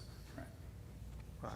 So if in the interest in time here, we might, if you don't mind, we might just kind of go past these next three. It's like I said, if you want to look at them, they're in your packet. So to do, approve a TNVR program here in Saginaw, certain ordinance changes are required. What some cities have done is they've just, kind of put out a memorandum that says these ordinances, feral cats will be excluded or whatever. But I think it's good that the shelter staff here and Lee felt that to really do this right, that it should be covered in the ordinance, as part of an update to the entire Chapter 6. And so the next few charts, and I'm not going to read all of them, I'm going to spare you that, but they just are the specific changes that are needed. The first one here in Section 6-32 is definitions. What is a feral cat, what is a stray cat, those things. The next page, Section 632 continued, more definitions. Talks about the sterilized cats with the ear notch. Section 633, a modification there is on animals at large. What this does is basically exempts feral cats from the animals at large requirement. If we could go on to the next one here, dogs and cats. These changes pertain to registration, and then also as part of our overall Chapter 6 update, which we're still working on some parts of that, is putting in some information about false reports. I don't know all the background on that, but Jose has felt there's a need to have some guide Can you go back rules when on I there. was reading? Sorry, I'm a slow reader. I'm sorry? I was reading under I. Mhm. Can somebody explain to me what that is? What would be an ideal of, I guess, a false report? Jose? So false report would be if somebody's calling in saying that somebody's actually feeding stray cats or feral cats. We do get a lot of those complaints, and they turn out to be, some are legit, some are bogus. And the majority of the bogus complaints we get is because there's an axe to grind with the neighbor. There's a what? It's an axe to grind or a neighbor grudge. You know, we get a lot of neighbors that feud, and they like to take the time out of the side, or out of the animal shelter or other departments, busy day to, get us involved, and then it grows bigger, and then PD gets involved, and, So how do you, I mean, I actually had this, not this happen, but I actually, in my neighborhood here a month or so ago, there was a person feeding cats, and one of the other neighbors come complaining to me, and I told him to call you all.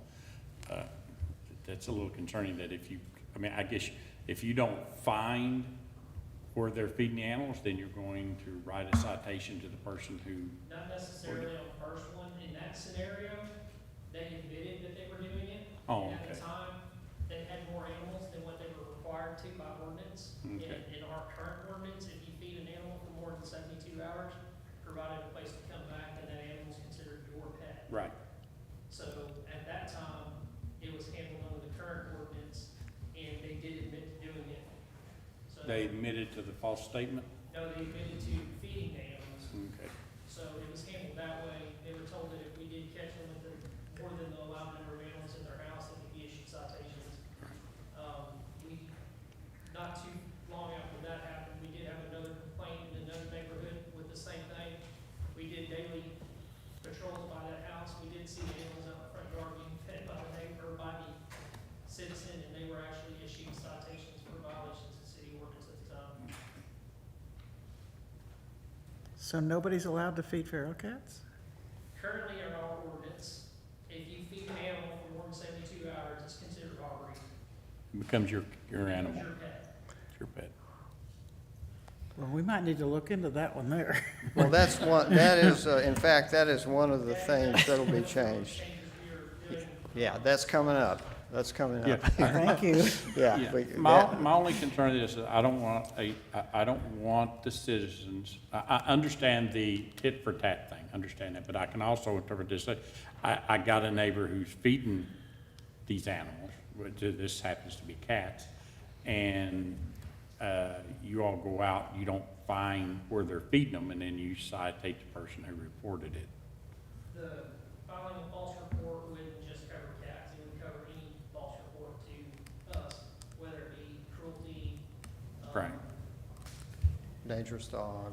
noise violations. We go out there and figure out that it's not the person's dog barking, it's 15 houses down and they keep, well, I'm not gonna mention Yeah, okay. the person's name, but there is a gentleman in the city that likes to complain about the neighbors a lot. And a lot of those complaints are bogus complaints. Yeah, okay. So it has to be a habitual problem. I mean, we all know that. It's not just a one and It's done. not a one and done, it's gonna be the numerous complaints. Okay. Appreciate it. All right, let's keep going, Mr. Stout. Okay, yeah, the next one, is up there, has to do with registration. The next one, if you want to go to the next page, has to do with shelter hold requirements. And so the point is, we've been pretty thorough in going through this to see what, what modifications. Where's the shelter hold required, where you're taking it from how many hours to how many hours? I mean, We're gonna ask that it be reduced from 72 hours to 24 hours for cats. okay. I mean, I'm okay with that. You guys are the experts. I was just wondering. There's also a request that any animal under the age of 3 months, whether it be a dog or cat, due to lack of immune system, that we are able to place them in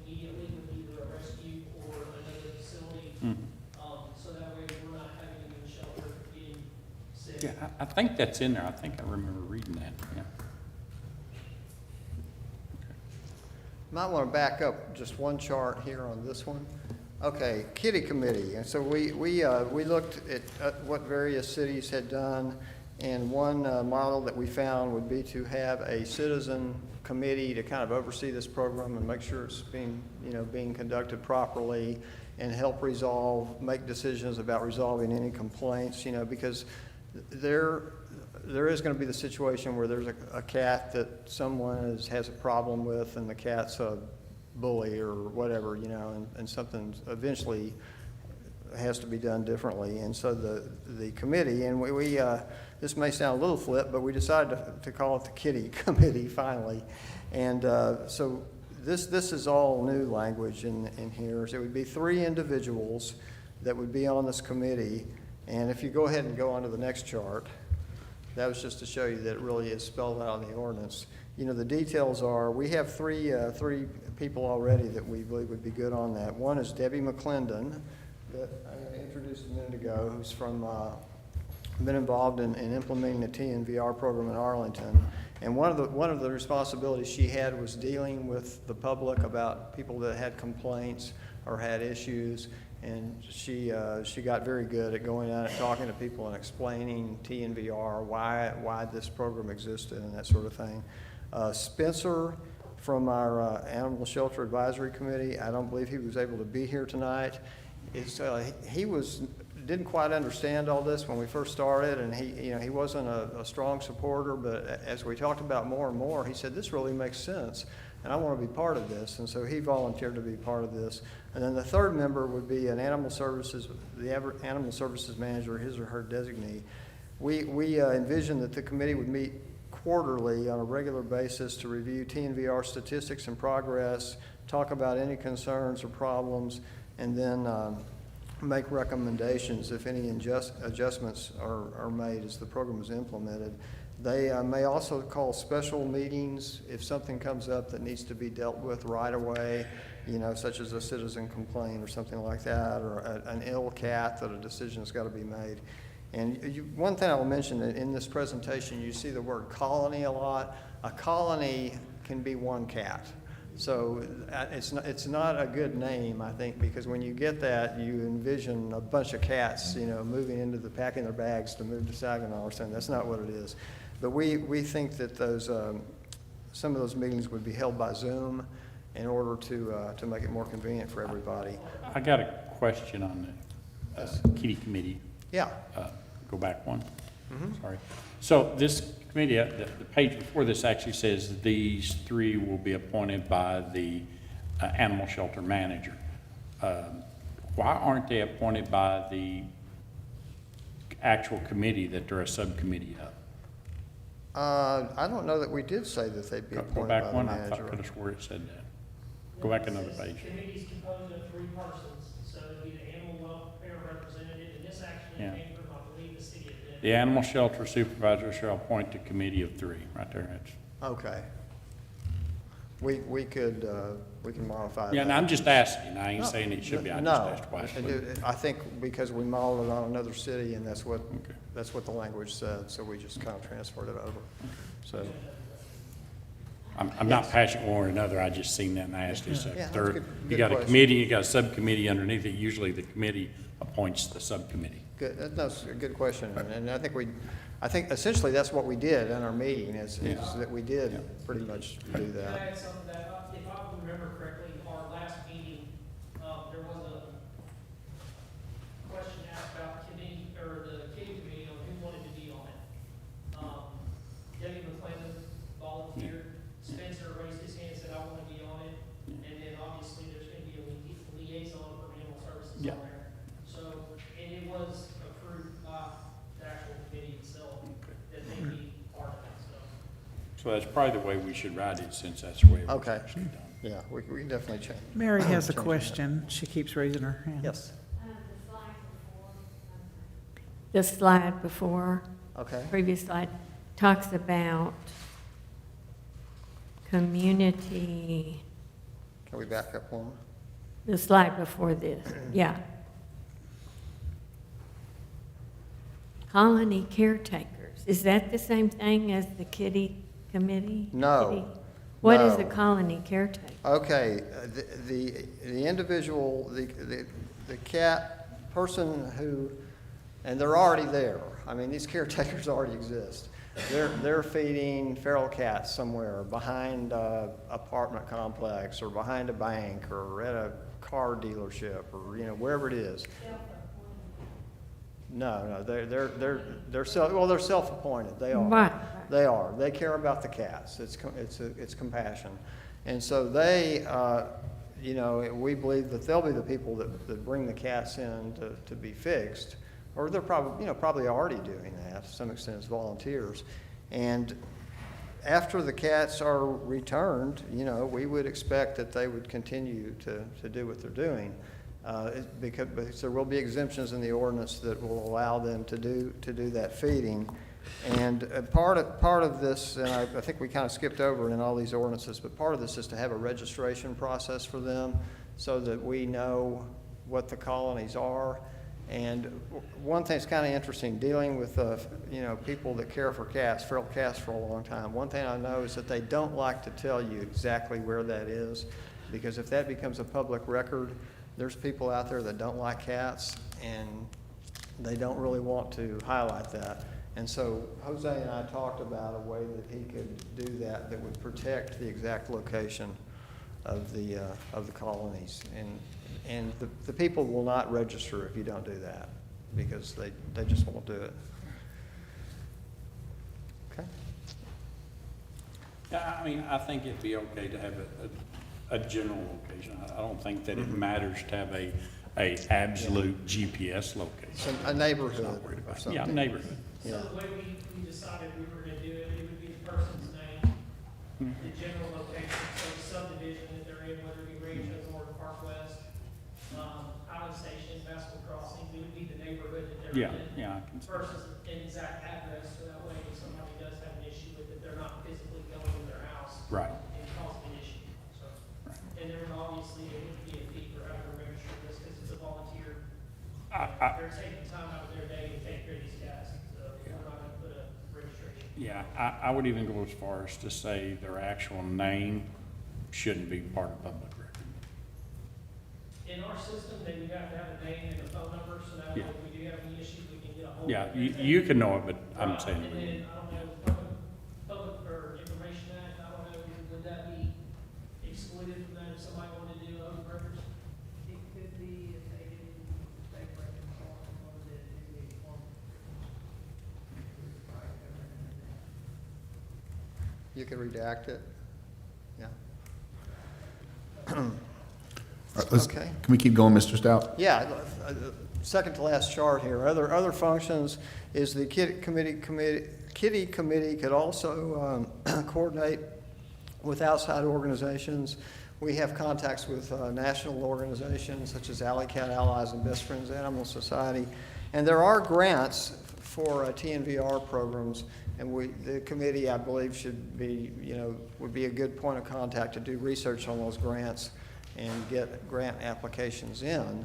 And a good chance that Saginaw could benefit from some of that. So, the very last chart, I just wanted to mention before I go into these recommendations, some benefits of TNVR is over time, reduced costs for animal services, decreased risk of bites, scratches, and injuries to shelter personnel, an eventual decline in the stray and feral cat numbers, public health protection by rabies vaccination, because, as it is now, there's a lot of cats out there that aren't getting that vaccination, even though, feral cats are not really a threat for rabies, but it's a good protection. Improved live release statistics for the shelter, and as I mentioned, rodent control. And, maybe equally or more important, it would be I think it would be positive public recognition for the city of Saginaw to adopt what is considered the state-of-the-art modern approach to controlling stray and feral cat populations. So what the advisory committee recommendations are to the city council, we would ask you to authorize Animal Services to establish a trap, neuter, vaccinate, return program beginning immediately while pending the necessary ordinance changes for the program. And then we would also like the direction to the city to begin the process of making the ordinance amendments that we are recommending to accommodate a program. Council questions? My only question and my only concern about this is, will this put any kind, and it's really for Jose more than you, will this put any kind of a burden on our resources, on our employees? That's my biggest concern, is this adding more work on top of our already overworked employees? I think it would actually decrease the amount of time that we have. Jose, can you talk to the microphone? I'm sorry. Oh, I'm sorry. Yeah. I think it would actually decrease the amount of time dealing with the cats in the shelter. One, we wouldn't have to hold them the mandatory 72-hour period unless they're microchipped. There's an injury or something. I think that by the stats that I provided tonight, I think the cats would move through a whole lot quicker.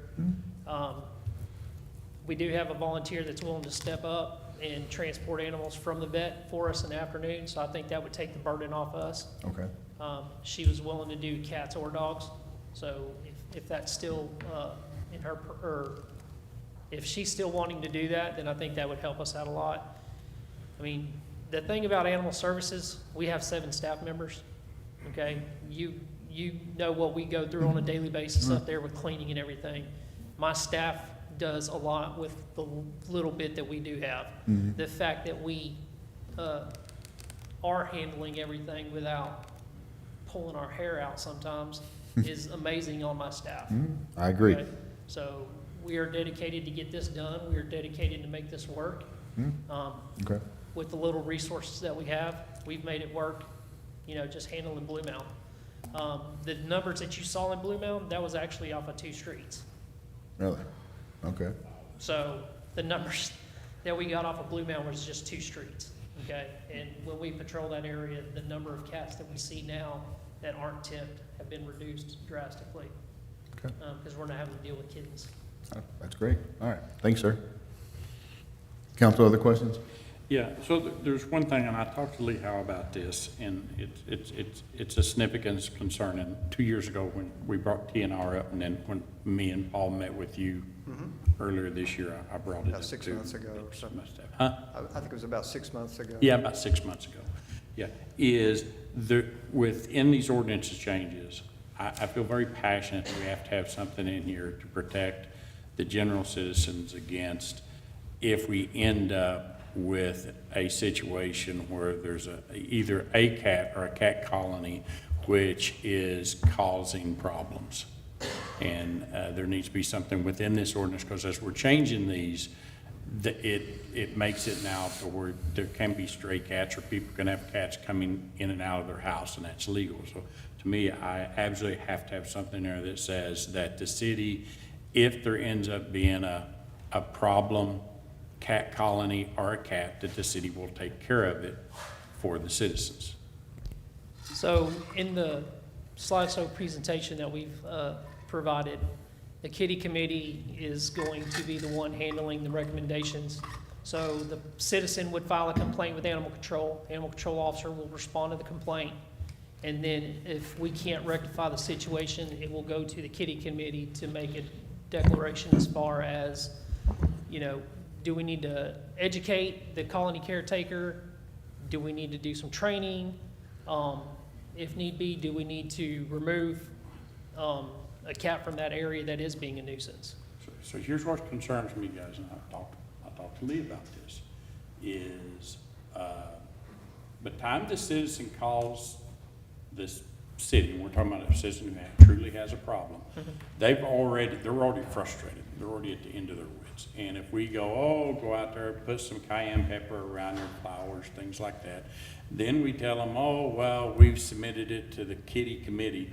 They're either going to take care of the problem themselves, which is wrong, or they're going to take care of the problem themselves either one or two ways. They'll either take care of the problem, or they'll set poison out and they'll poison everything around there.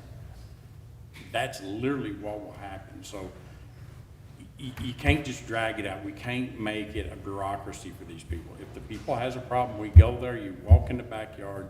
All of us has walked in backyards where they actually do have a stray cat problem, and it doesn't take long to figure it out. You're the expert in this, I know you know that. Then we need to solve the problem. Whether that's, like I say, I won't get into how to solve the problem because I'm not an expert, but whether that is somehow solve it, and whether that's, you know, in the last resort, removing one cat or some of the cats from the colony and put them in another place in the city, you know, relocate them, that's fine. But there has to be something, to me, in this ordinance, because we're removing that. And so I don't want our citizens to be drugged down the bureaucratic rabbit hole. So our animal control, or our animal at large ordinance currently deals primarily with dogs, does not specify that cats have to be on a leash when they're not in a secured area. It just says that any cat being a nuisance is considered at large.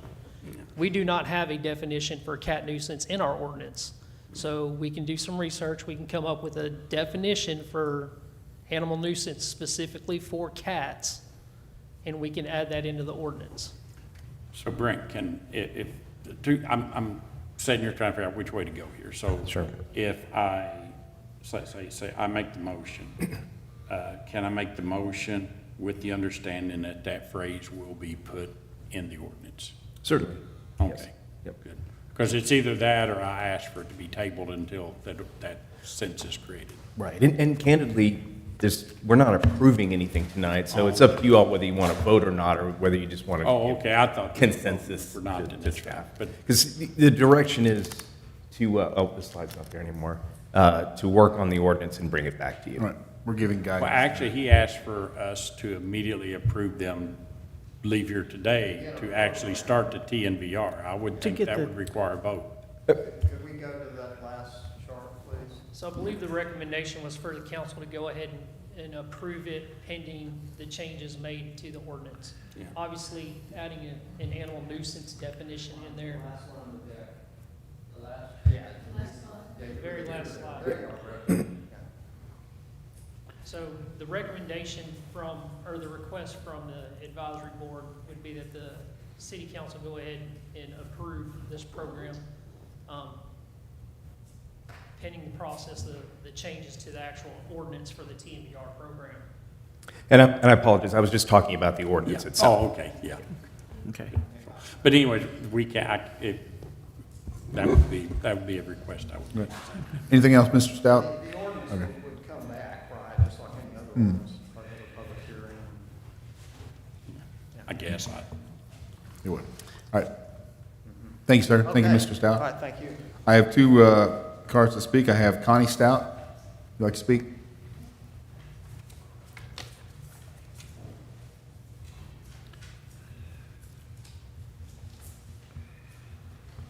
Good evening, and thank you for letting me speak tonight. I'm Connie Stout, and I'm one of the founders and current board member of the nonprofit organization Mid-Cities Community Cats. Our organization promotes TNVR in about 10 cities of the Northeast Tarrant County, and we spay and neuter from 800 to 1,000 community cats each year. We advocate TNVR wherever we can. I just want to say that I have seen dozens of mini pilot programs of TNVR, and I can attest that it really does work. Areas that we have TNVR, we see less kittens being born, less cats in the overall area, and stability or even decrease in the population of community cats, which in result does come citizens with less complaints. And if you don't do anything, all you're going to do is let these cats keep reproducing. So that's what they're doing now. So if the longer you wait, the more cats you're going to have, and it's going to be more of a nuisance. And I've been doing TNVR since 2007. I mostly like to do projects like in apartment complexes, mobile home parks, because I see, when I go in there, there are a ton of kittens, and I do see a difference. Once we start working and doing TNVR, the complaints start going down, the shelters start getting less kittens inundating the shelter. I mean, now it's kitten season. Shelters are going bonkers rescues are going bonkers because kittens are being born all over the place right now. So the longer you wait, the more cats you're going to have in the community. So we are, you know, if you implement TNVR, our organization, we are pleased to support the TNVR effort in Saginaw with training and advice as you grow community volunteer resources to help conduct the program. And once again, cities that have implemented TNVR, they do see a difference, and they do see a difference in savings and cost-effective program. So I really hope and encourage you guys to consider the program in Saginaw. Thank you. Thank you, ma'am. I also have a card for Kim Berkner.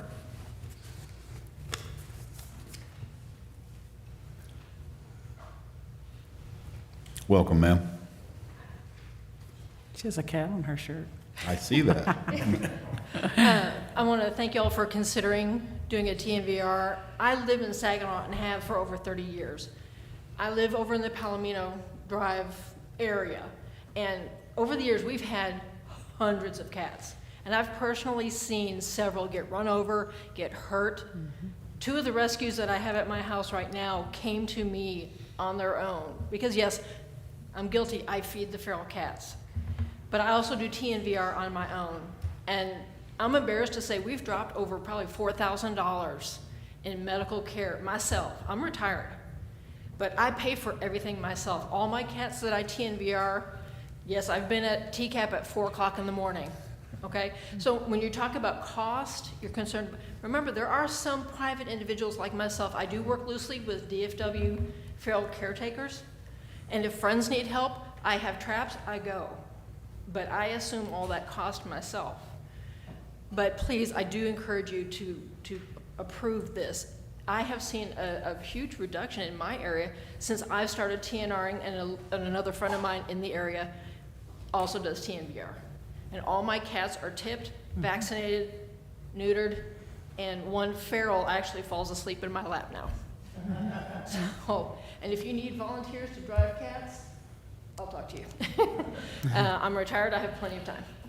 But I appreciate you considering this, and as a Saginaw member, I really, really push for this to be approved. Thank you. Thank you, ma'am. Appreciate you coming on. All right, council, other questions, comments, concerns? I think we're ready for a motion. Mayor, I make a motion that we approve the recommendations of the Animal Shelter Advisory Board as presented. I want to make 3 amendments to it. What do you want to add to it, Nick? Okay, This is just to get started, though. I don't care, I Okay. still want them amendments added. That the kitty committee be appointed by the main committee. That the either capital or expenditures for the city, for the thing, will not increase due to this. And that within the ordinance, we create a section for the citizen to take care of bad cats, nuisance cats. And that's the 3. Well, wouldn't that go, those 3 things go in the ordinance? They would be. Well, these are, some of this, there's ordinance embedded in there, so if you say you're approving that, you're approving them all. Well, it's really, it's 2-part. It's to start the TNVR program and to fix the ordinances. It's sort of Yeah. a 2-step process, so. Right, okay. Are you okay with those amendments, Valerie, to your motion? Yeah. Okay. Are we? Yes. Trying to write this down. Can you say that again? The committee approved, the kitty committee? Yeah, that the main committee approved the. The Animal Control Board. Yeah, the Animal Control Board. Yeah. It's a subcommittee. Which is what you're doing. The committee, the kitty committee. And then the other 2? The other one is that either capital or expenditures will not increase due to this TNVR, because we said it wouldn't, so let's put it on paper. And then last one is create an ordinance for dealing with nuisance cats, ones that's inflicting pain on citizens. I'll let you all figure out how to perfectly word that. All right, do I have a second for that motion? Oh, Paul. Oh, Nick did. Paul, okay. Oh, well, Nick, see, but not Nick Nick. did it. Paul, that's fine. Could I, Mayor, I'm Yes, sorry, yes, could I Brent, ask, please. just so I understand what dealing with the cats mean? Are you talking about? Oh, euthanizing them? or- No, absolutely not. I just want to make sure I understand the. No, It's The undertones to solving- that comment. A citizen's got a problem with some nuisance cats coming in and doing destructive things. We solve that problem. How we solve that problem, I will leave that up to the animal. Got it. Thank you for the clarification. Yeah. Appreciate it. Okay. Kelly has. Kelly, come up to the microphone, please, sir. All right, thank you. So we're talking about dealing with nuisance cats.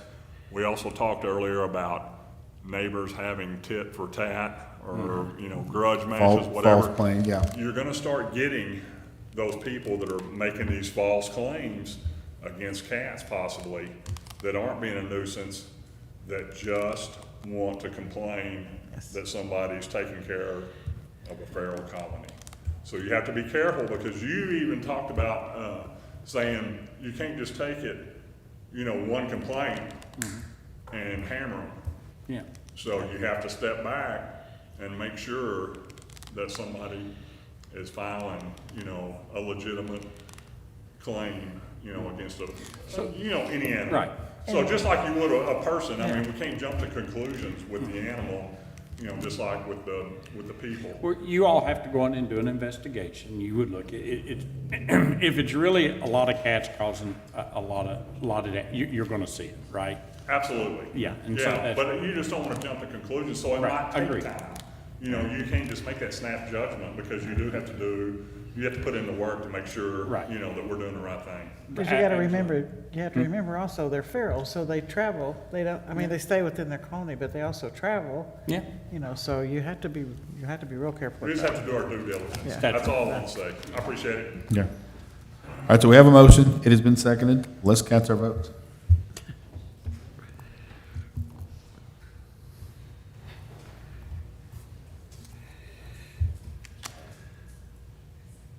Motion passes. Let's move forward, y'all. I look forward to it. Forward to some positive change. All right, we are over 2 hours in, so we need to move, folks. 4C, consideration action regarding city council liaison on board committee commissions. It says me, but it's not really me. Y'all, the folks came back from the subcommittee with this recommendation. Y'all want to cover that? Yeah, when Brack, Cindy and I met, we talked about possibly assign one person from, a council person to each board, just as a liaison, not to run interference or do anything, but for a sounding board, so if the committee has a question or has a request, they have a person to go to, and that's basically what we were looking for. So what are we looking for in this? What's our action tonight? Just to approve that process? They want to approve, I think, that they have a city council person that they can talk to as a liaison, correct? Go ahead. You're saying who's going to assign council members to each board? How's that going to work? I think if we ask for volunteers, it'll probably filter out, and then if not, ask for appointments. Okay. One that we won't, P&Z, we probably won't need someone because they have their public meetings, but the rest of them, I'd volunteer for the Traffic Safety Advisory Board, so. Why don't we, if we approve this passes, why don't we send an email in, you send an email to me saying, I want to be this committee. How's that? That fair? I have a question once again. I don't understand why, if they have a problem, why can't they send it to the council as whole? They can. They can. But they don't want to do But sometimes they that? just want to talk and bounce an idea Okay, off of somebody. Okay, I just want to make sure. Just a little more informal. Okay. Yeah. That's fine. Full council. I got Okay. you. Okay. All right. Other questions? If not, I'll entertain a motion. Mayor, make a motion, we approve the liaisons, council liaisons for the boards and committees. Brack, second.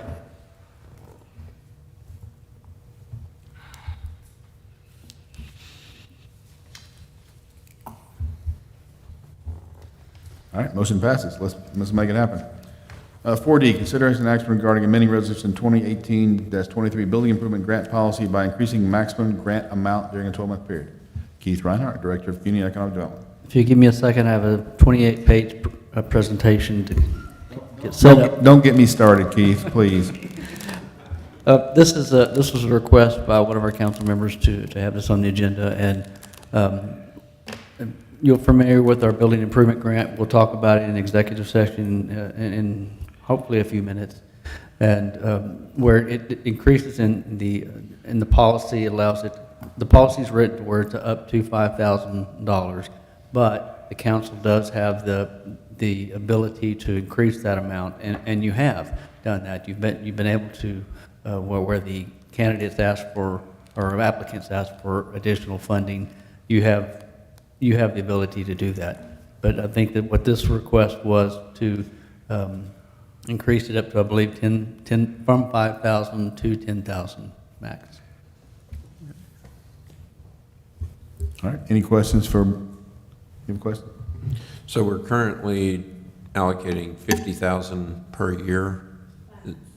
No, total program. Total program. Are we putting, or let me rephrase. I think it's how about much are we putting in per year total program? 40,000 is 40. is the budget. 40,000? Mhm. And Okay. in the last, so since it started,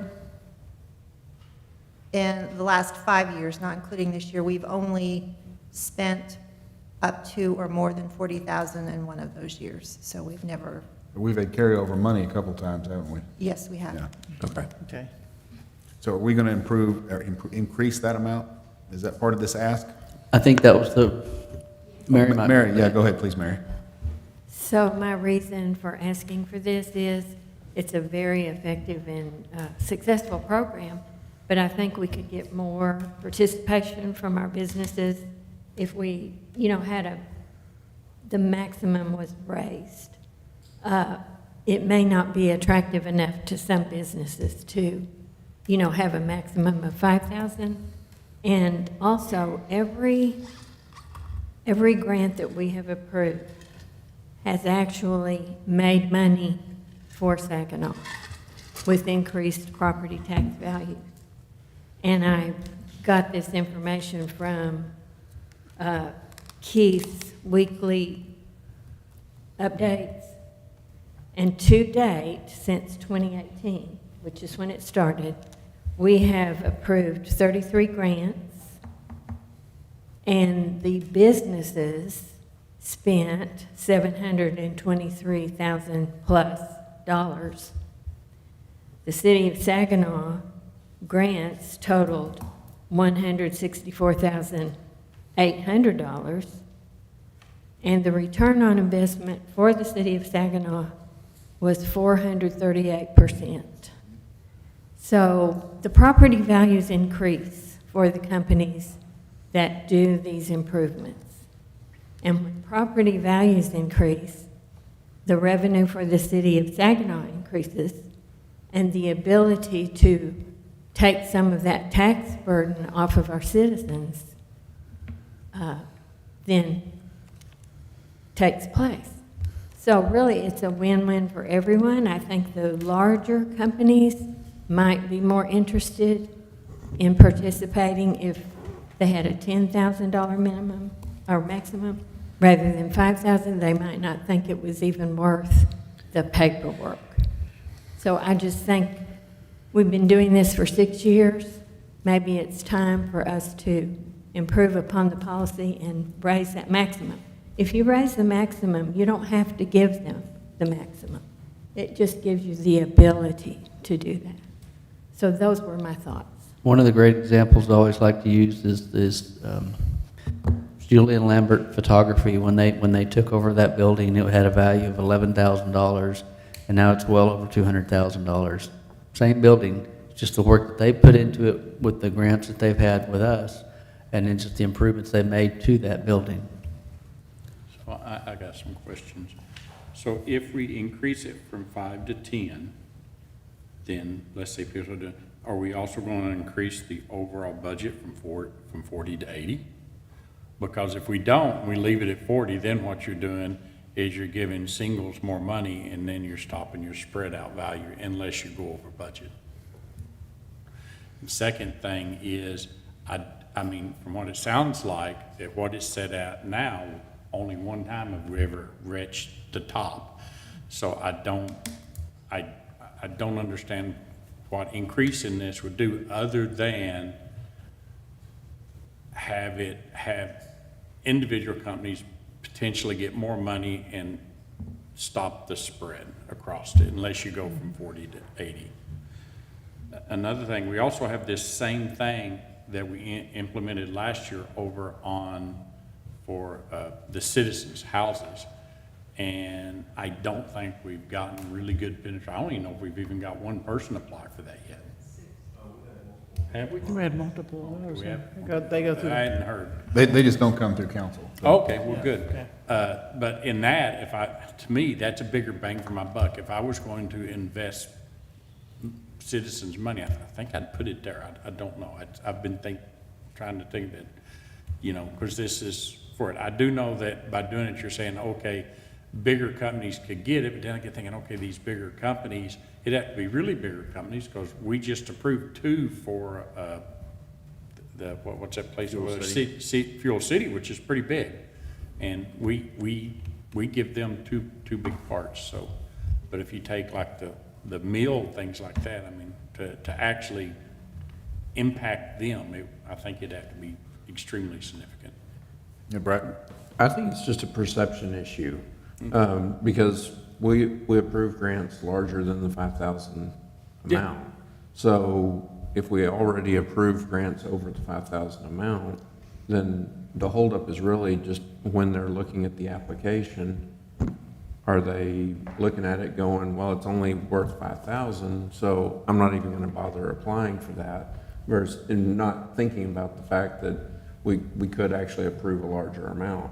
So I think moving to the 10,000 is a good idea, as far as allowing people to just see from the get-go, hey, I could get up to 10,000. Just remove the cap then. Why even have 10,000? Just say. Why don't you say it's apply. somewhere between up to $10,000? And that's what it says. If I could follow up on what Kim was saying about that only one time did we go over 40,000. There was a time, probably 4 years ago maybe, where when presenting to council, where, for example, a business was requesting $3,500, and the council said, well, I don't like that sign, or I don't like those colors, and they cut it back to like $1,200. So there's plenty of grants that were being applied for. It's just that there was a time, that's not happening now, but there was a time when even the grant that was being asked for was cut way back down. And now, at least what I've been seeing the last few years, is the council seems to see the importance and how well this program is working, and have been either giving, the amount that they requested or qualified for, or in some cases even more than that 5,000 threshold. So why don't we just go to a non-thing and then go to an ROI? They have to prove that the ROI is going to be good. I think folks want to see a number. I think folks like seeing a number. Say, how much money can I get? I get $1? Can I get 10,000? Can I get 100? I think showing them a dollar figure helps. Will help bring in business. One of the things that I've encouraged them to do, the businesses to do, is that, if you read, when they talk to me and they say, well, it only says up to 5,000, I said, yeah, but according to the way it's written, 50%, whatever, 50%, you qualify up for this, you ask for that. Because all the council can do is tell you no. They'll either say yes or no. And so I say, if you are asking for, throwing a number, 8,000, and even though the policy says 5,000, say ask for it. So all they can do is, they can say no, or they can say yes, or they can cut it down, but ask. And we can cut it down even if they ask for 8,000 and our cap is 10,000, we can say, nope, we only want 4,000 on this one. Mary, do you have something else? And I just think, since we've been doing this for 6 years, I think it's time to, raise it. And also, I did ask Keith prior to requesting that this be on the agenda, if it would cause a problem within his budget, and he assured me that it wouldn't. And even if we were to go over that 40,000, is that what it is, 40,000? We've discussed many times that he has other places in his budget that he could borrow from, and that's highly, that's completely legal within one department to do that. We have, and Kim could probably better answer the carryover, if we, is that correct? If there's, Yeah, what I was going to recommend, since we're trying to balance the budget and we've got the highest priority as our salary plan, I would say, and since just based on history, we haven't needed the whole 40,000 in, 4 of the 5 years, I would say go ahead and raise the limit to whatever you deem appropriate, but let's not change the budget until we see some history requiring that we increase it. And mid-year, if say we have a Mid-year. whole bunch, Okay. then you will still approve it and we can adjust the budget as necessary next year, be that through additional revenues or a line item saving that Keith might have in his budget somewhere else. But I would say let's not double the budget based on this. I think that's a great idea. and if I could clarify one thing that Mary said about the, taking it from other parts of the budget is, we also have a line item that is specifically for building improvement grants, but we also have a line item that's specifically for incentives for business recruitment or whatever that may be. Like, for example, when we've had a 380 agreement to demo a building, that's where that fund comes from. So there is another account that's for incentives. Kim, would this also be considered like a one-time expenditure that we could take out of the reserve if we needed to? No, sir, this is a program that's ongoing, and so it's part of the ongoing budget. Originally, we started off with 50,000, and then since it wasn't needing 50,000, it's been, I think the last 4 or 5 years, been budgeted at 40,000, so that would be considered an ongoing program. And just to be clear, I wasn't asking for his budget to be increased for the BIG program. But then, like Kim said, if we see down the road that it's so popular that, we could look at that later, but that's not a part of my agenda item. Okay, I think we've, great discussion, great idea, Kim. Thank you for bringing that to our attention. I'll entertain a motion. Mayor, I make a motion that we amend resolution number 2018-23 to increase the maximum grant amount during a 12-month period from $5,000 to $10,000, effective October 1st, 2024. Do I have a second? Brack? All right.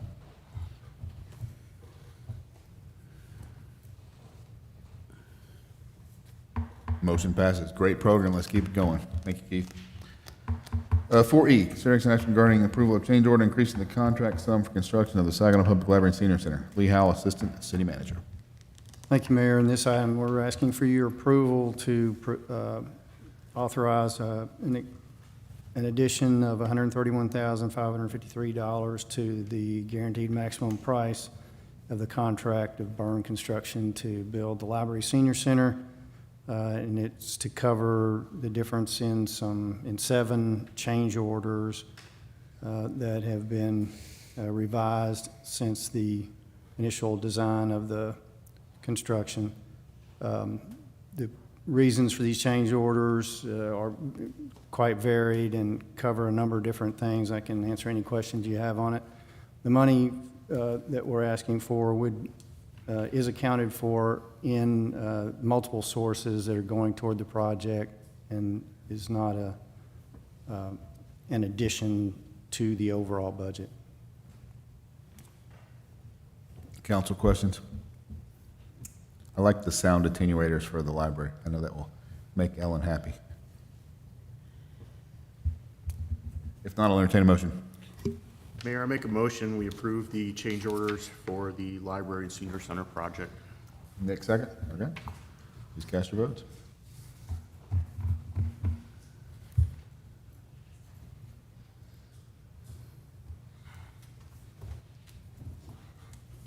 Motion passes. Let's keep going. We're at 4F, fiscal year 2024-25 budget workshop. Kim Quinn, Finance Director.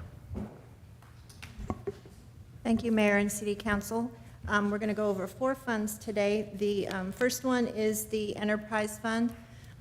Also, we call it the Water Wastewater Fund. This is the fund where we account for our water and sewer utility. The big highlight of this fund is always what is going to happen to our rates. And we usually pass on whatever the city of Fort Worth does to us. So the city of Fort Worth is estimating a 2% decrease in our water rates and a 5.89% increase in our sewer rates. And so we are proposing to pass that on to our customers, which based on an average customer use of 8,000 gallons a month would be an increase, a monthly increase of $1.67. Other things that are included in the proposed budget include increased maintenance on valves and hydrants. That would be a new program to enhance the maintenance in those particular areas. That's included in the budget for $90,000. And then the special requests are listed there. There's a jackhammer attachment for the backhoe, a jet trailer. We're requesting funding for a rate study / rate model. It's been before I've been here that we've done it, and we really need a rate study to see where we compare, and if our rates are covering everything it should be. I'm concerned that we are not charging enough for maintenance of our system. And this would tell us and give us a model going forward on how to make sure we cover all of those things. There's also the next few items were included in the CIP that Trenton went over with you. I believe it was at the last council meeting. The Park Center chloramine booster and protection system. And then there's also 50% funding in the SHIP program in the enterprise fund.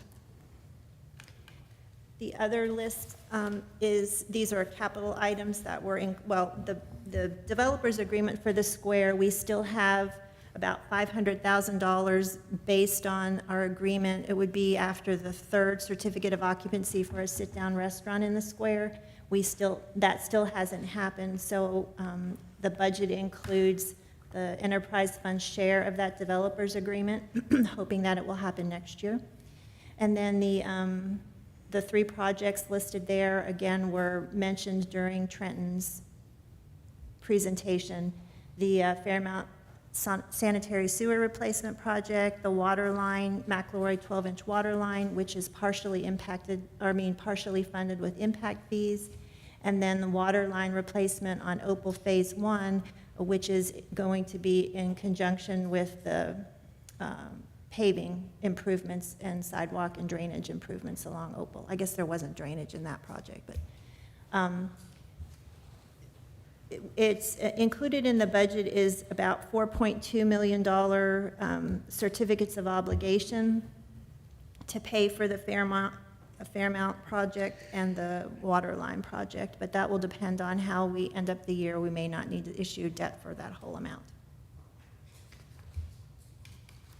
This next slide just compares us, just so you get an idea of how we compare to surrounding cities or cities similar to our size. These are based on our current rates because we don't have everybody's proposed rates yet. But on the water side, we are the second lowest cost on this table, and on the sewer side, we are the third lowest cost on this table. I didn't include it on this, but in the TML does a survey, and of all of the cities our size, the average water bill is $40.85, and the average sewer bill is $53.57. So we are way lower than the average of this for the city of, or for the state. These are just the numbers, and just because of a matter of time, I'm not going to go through all of these, but I know some of you will like to see the numbers, so these are the numbers behind the charts. And I will mention that the year-to-date column is now through June, so that's 75% of the fiscal year. Are there any questions on the enterprise fund? Okay, then we'll move on to the enterprise escrow fund. The enterprise escrow fund is where we account for impact fees. We have an equipment replacement fund, and we have an insurance escrow fund. The biggest part of that is impact fees. Now, we stopped collecting water impact fees in 2020, but we still have the fees that we've collected previously for projects that we're still working on. And the project that is proposed to be partially funded with impact fees, as I mentioned before, is the McElroy 12-inch water line. So that's the project that's in there for next fiscal year. And again, just the numbers behind the graph. Any questions on the enterprise escrow fund? It's pretty small. The next fund is the donations fund. We talked a little bit about that as far as the animal shelter donations. This is where we account for the donations. The majority of them come in through the monthly utility bills, but we also have donations that are asked for community events. Fire department is really good at fundraising, and we have some police donations too. The expenditures in this fund are related to, for animal, are related to the animal care and shelter supplies. In the library, the summer apprentices are paid for out of donations. A lot of the special programs, the summer programs, the presenter fees, they use donations to pay for. In the parks donations, we pay for the ongoing cost of the weather warning system.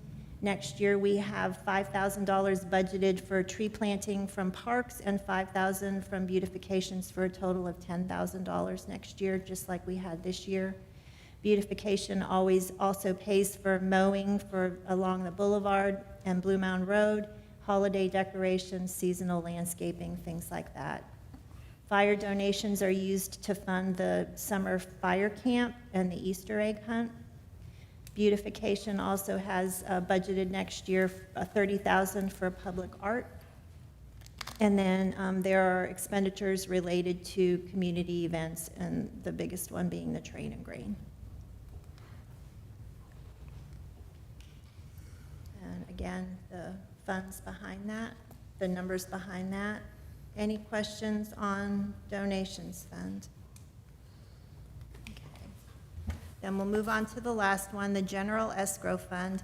This is kind of a catch-all fund, so we have receipts that we have to account for separately that can't just be thrown into the general fund or some other fund.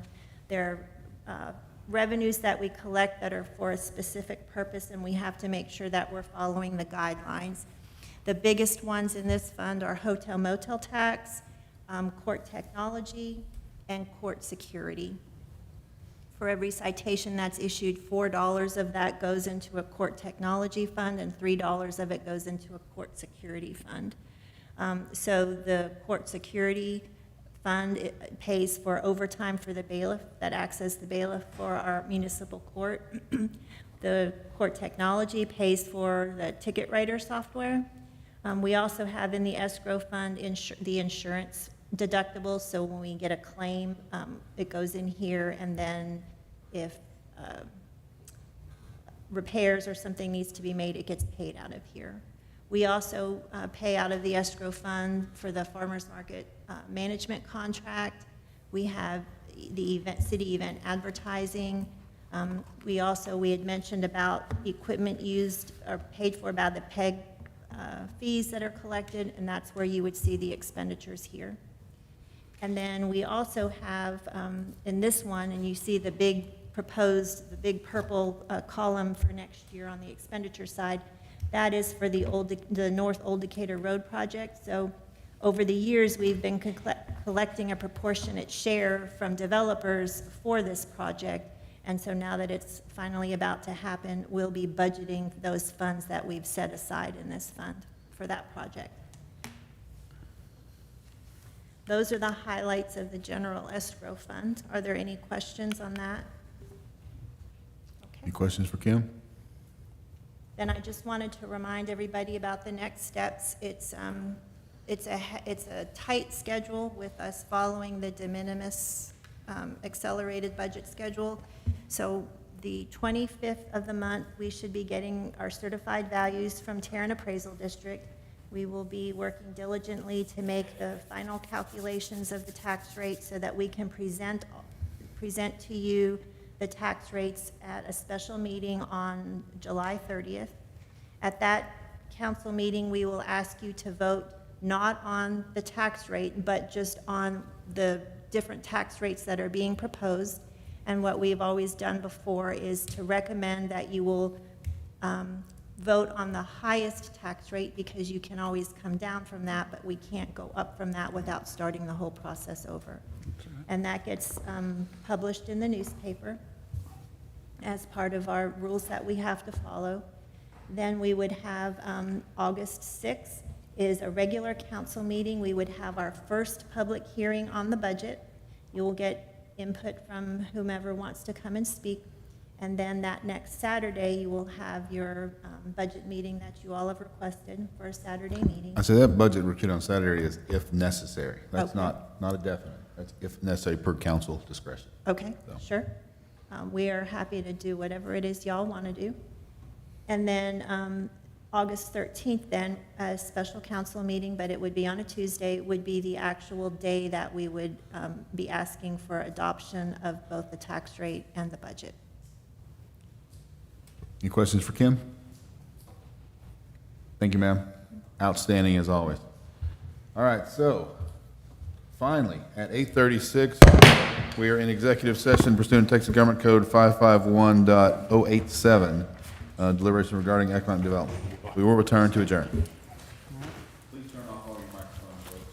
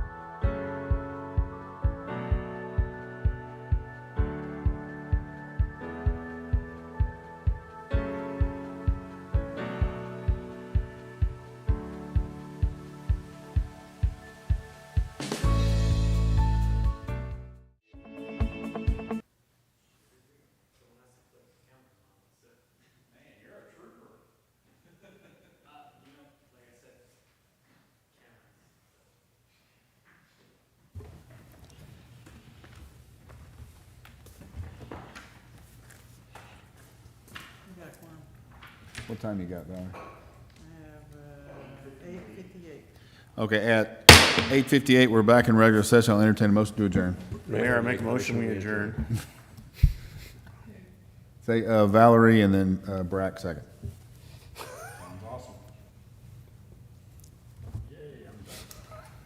2, 3, 4, 5.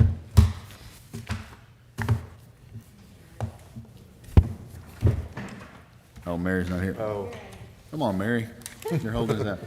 All right, motion passes. So at 8:58, we're adjourned. Thank y'all.